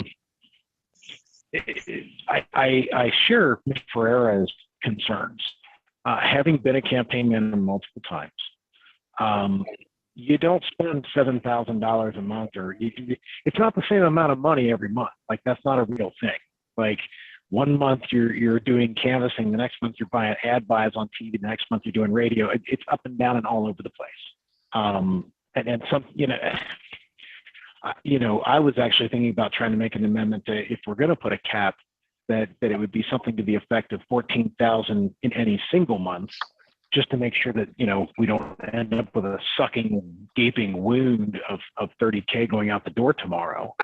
But as long as that's understood, it's not possible given our current finances, if there's no concern about that, I would stand opposed to the motion to amend. Let's just allocate the funds. The reality is that the money's not there. The money's not there. And while we're taking it out of the LOC, this body, and I think even for that matter, the EC could step in and say, hold on, slow down. So I think, I guess my point on all this is, if we're going to spend the 30K, let's let the guy who knows how to spend it the way that it would best be spent. Tying his hands in a way that would make the spend less optimal would inherently make the spend less optimal. So let's optimize our money. That's all. Thank you. Thank you, Mr. Molman. Mr. Nikela? Yes, thank you, Madam Chair. I'm going to rise against this amendment. I understand that the point is we don't want to draw too much money on the front end to actually have to pay interest. But even if we drew $30,000 times 3% divided by 12, it's $75 a month. So I'll pay the interest if we have to. If we have to go over $7,500 or 7,000, let's give them the flexibility. I'm sure, given our conversation, that won't be the case. So I'm not too worried about it. I'll be voting no. Mr. Nana?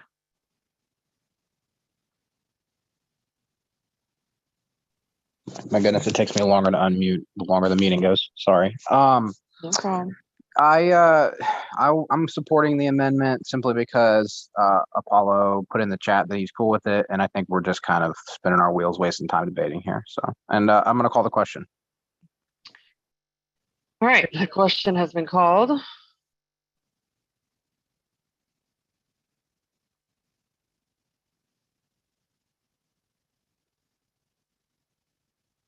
I am not hearing a second to calling the question. Second. Second. Oh, now I hear all of them. All right. Is there objection to calling the question at this time? All right, hearing no objection, we'll proceed to a vote on the amendment. Obviously, we'll do roll call again. Mr. Wilford, whenever you're ready. I'm sorry, Madam Chair, did you say hearing no objection? Correct. I didn't hear any objection to calling the question. Oh, we are moving to, sorry, I thought you said hearing no objection, we'll move to a vote on calling the question. You said a vote. My apologies. Okay. I believe we are back to reverse order, and I will vote no. Smith? Is Smith with us? And just, I want to be clear, we are voting on the amendment now. Yes. Okay. Pass. Sarwark has left, unless someone tells me otherwise. Rodsep. People have reminded me of my own campaign, so I will vote no. Phillips. No. Michaela. Nope. Nana. Yes. Mullen. No. Longstreth. No. Did I hear a no? That is correct. No. Flores. No. Hogarth. No. TJ. Nay. Hagan. No. Evke. No. Bowen. Yes. Vest. No. Back to Smith. Yes. Madam Chair. I won't vote. All right, current vote is 3 in favor, 13 against, and 1 abstention. No, 12 against. Sorry, we're missing a seat now. 12 against and 1 abstention. All right, so the amendment fails. Amendment does fail, yes. All right, so we're back to the main motion, which is $30,000 to candidate support and frontier project. Is there any objection to that motion? Yes. All right, we still have objection. There are people in the queue waiting to be recognized. Mr. Ford? Yeah, I just had to react to the notion that this is dissimilar in New York. And I understand that there's no performance aspect on a weekly basis, but the notion that somehow we don't want to micromanage the Frontier Project, and I don't want to micromanage them, I just want to have measured funding. But at the same time, it's okay to have a performance bogey in there for New York when it's a 5-week constricted process where they're literally Point of order. Is this related to what we're doing? I'm sorry if I, maybe if we had more conversations as opposed to people obsessing over minutia and how many angels there are on the head of a libertarian pen. Mr. Ford? Let's Mr. talk Ford? about the, okay. Is there something else specific you would like to say in I would objection like to this finish particular my motion? thought. I would like to finish my thought. That is simply, we are placing all sorts of restrictions on New York in a very difficult situation, and we are micromanaging them. Yet at the same time, there are people who don't want to micromanage or don't want to have any controls whatsoever over other situations. It's hypocrisy. Thank you. Thank you, Mr. Ford. Mr. Wilford? Yes, Madam Chair, I just want to call the question. All right. So,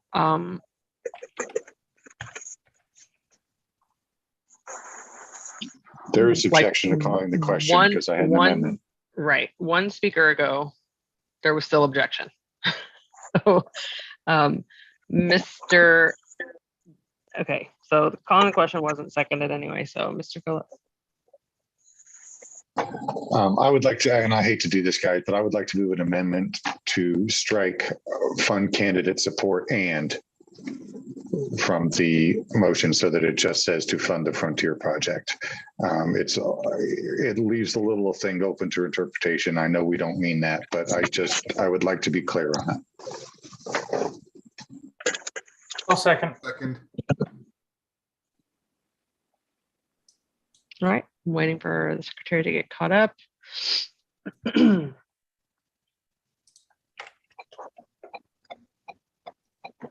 That was Phillips, right? That was Phillips. Moved to strike candidate support and. Hi.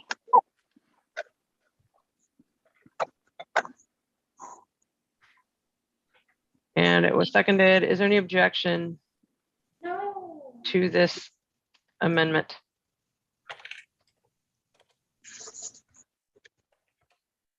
I object. All right, we have objection. Mr. Phillips, do you think you have spoken adequately to your amendment? Or do you have more to say? No, I think I've spoken adequately.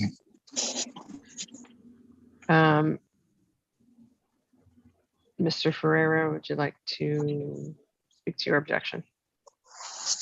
I'm always going to argue in favor of giving staff latitude. And if those three words give them more latitude, then I'm going to support them. All right, Mr. Woolman, are you seeking to be recognized on this new amendment?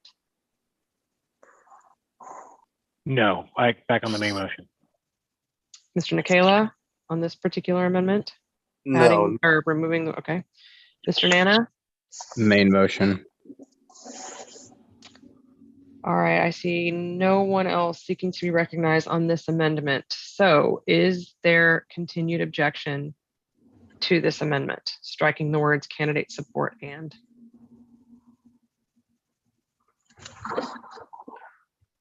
All right, hearing no objection, the amendment passes. So we're back on the main motion, which now no longer has the words candidate support and. I am getting there quickly. Mhm.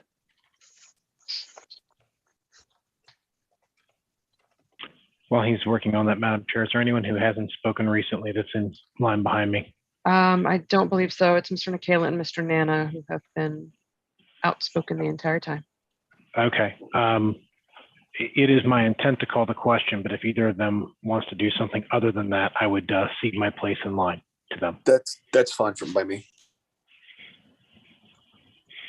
And I see Mr. Nana has also removed his hand. So You know what? We could all just remove our hands and then there'd be no more topic and then we won't have to have a separate vote on that. So I'm just going to put my hand down. Thank Oh, you. look that my hand's down. So no one else is seeking to be recognized on this item. So I will ask, is there any objection to this motion? Hearing no objection, the motion passes. You did it. All right. Right. Motion to adjourn. Mr. Wilford, I see your hand up now. Move to adjourn. Second. All right. I'm muted. I had a point of order. Dang it. Oh. Mr. Moman? Isn't there something about we have to vote on all substantive motions? Roll call. I'd say 30 grand is substantive. Yes. But it was unanimous. Yeah, it was without objection. Yeah, you're not wrong. Let's do it. I just want to make sure we cross all T's, dot all I's. Yes, thank We've you been for here that. for many, many hours. We have. Dear Lord. Well Thank you. taken. All One right, more vote. Let's go. Mr. Wilford, whenever you're ready. And maybe backwards this time. I don't know. Start in the middle. You know what? Just for fun. Start with L. Longstreth. Yes. Holman. Yeah. Flores. Yes. Nana. Just to throw a wrench in and it passed. So is that a yes? He passed. Oh, he passed. Okay, sorry. Hogarth. Yes. Nikayla. Yes. I'm gonna try this. I'm gonna try the last time. Ferreira. Yes. Nice. Phillips. Yes. Hagan. Yes. Broadsep. Yes. Epke. Yes. Sarwork still gone. Smith.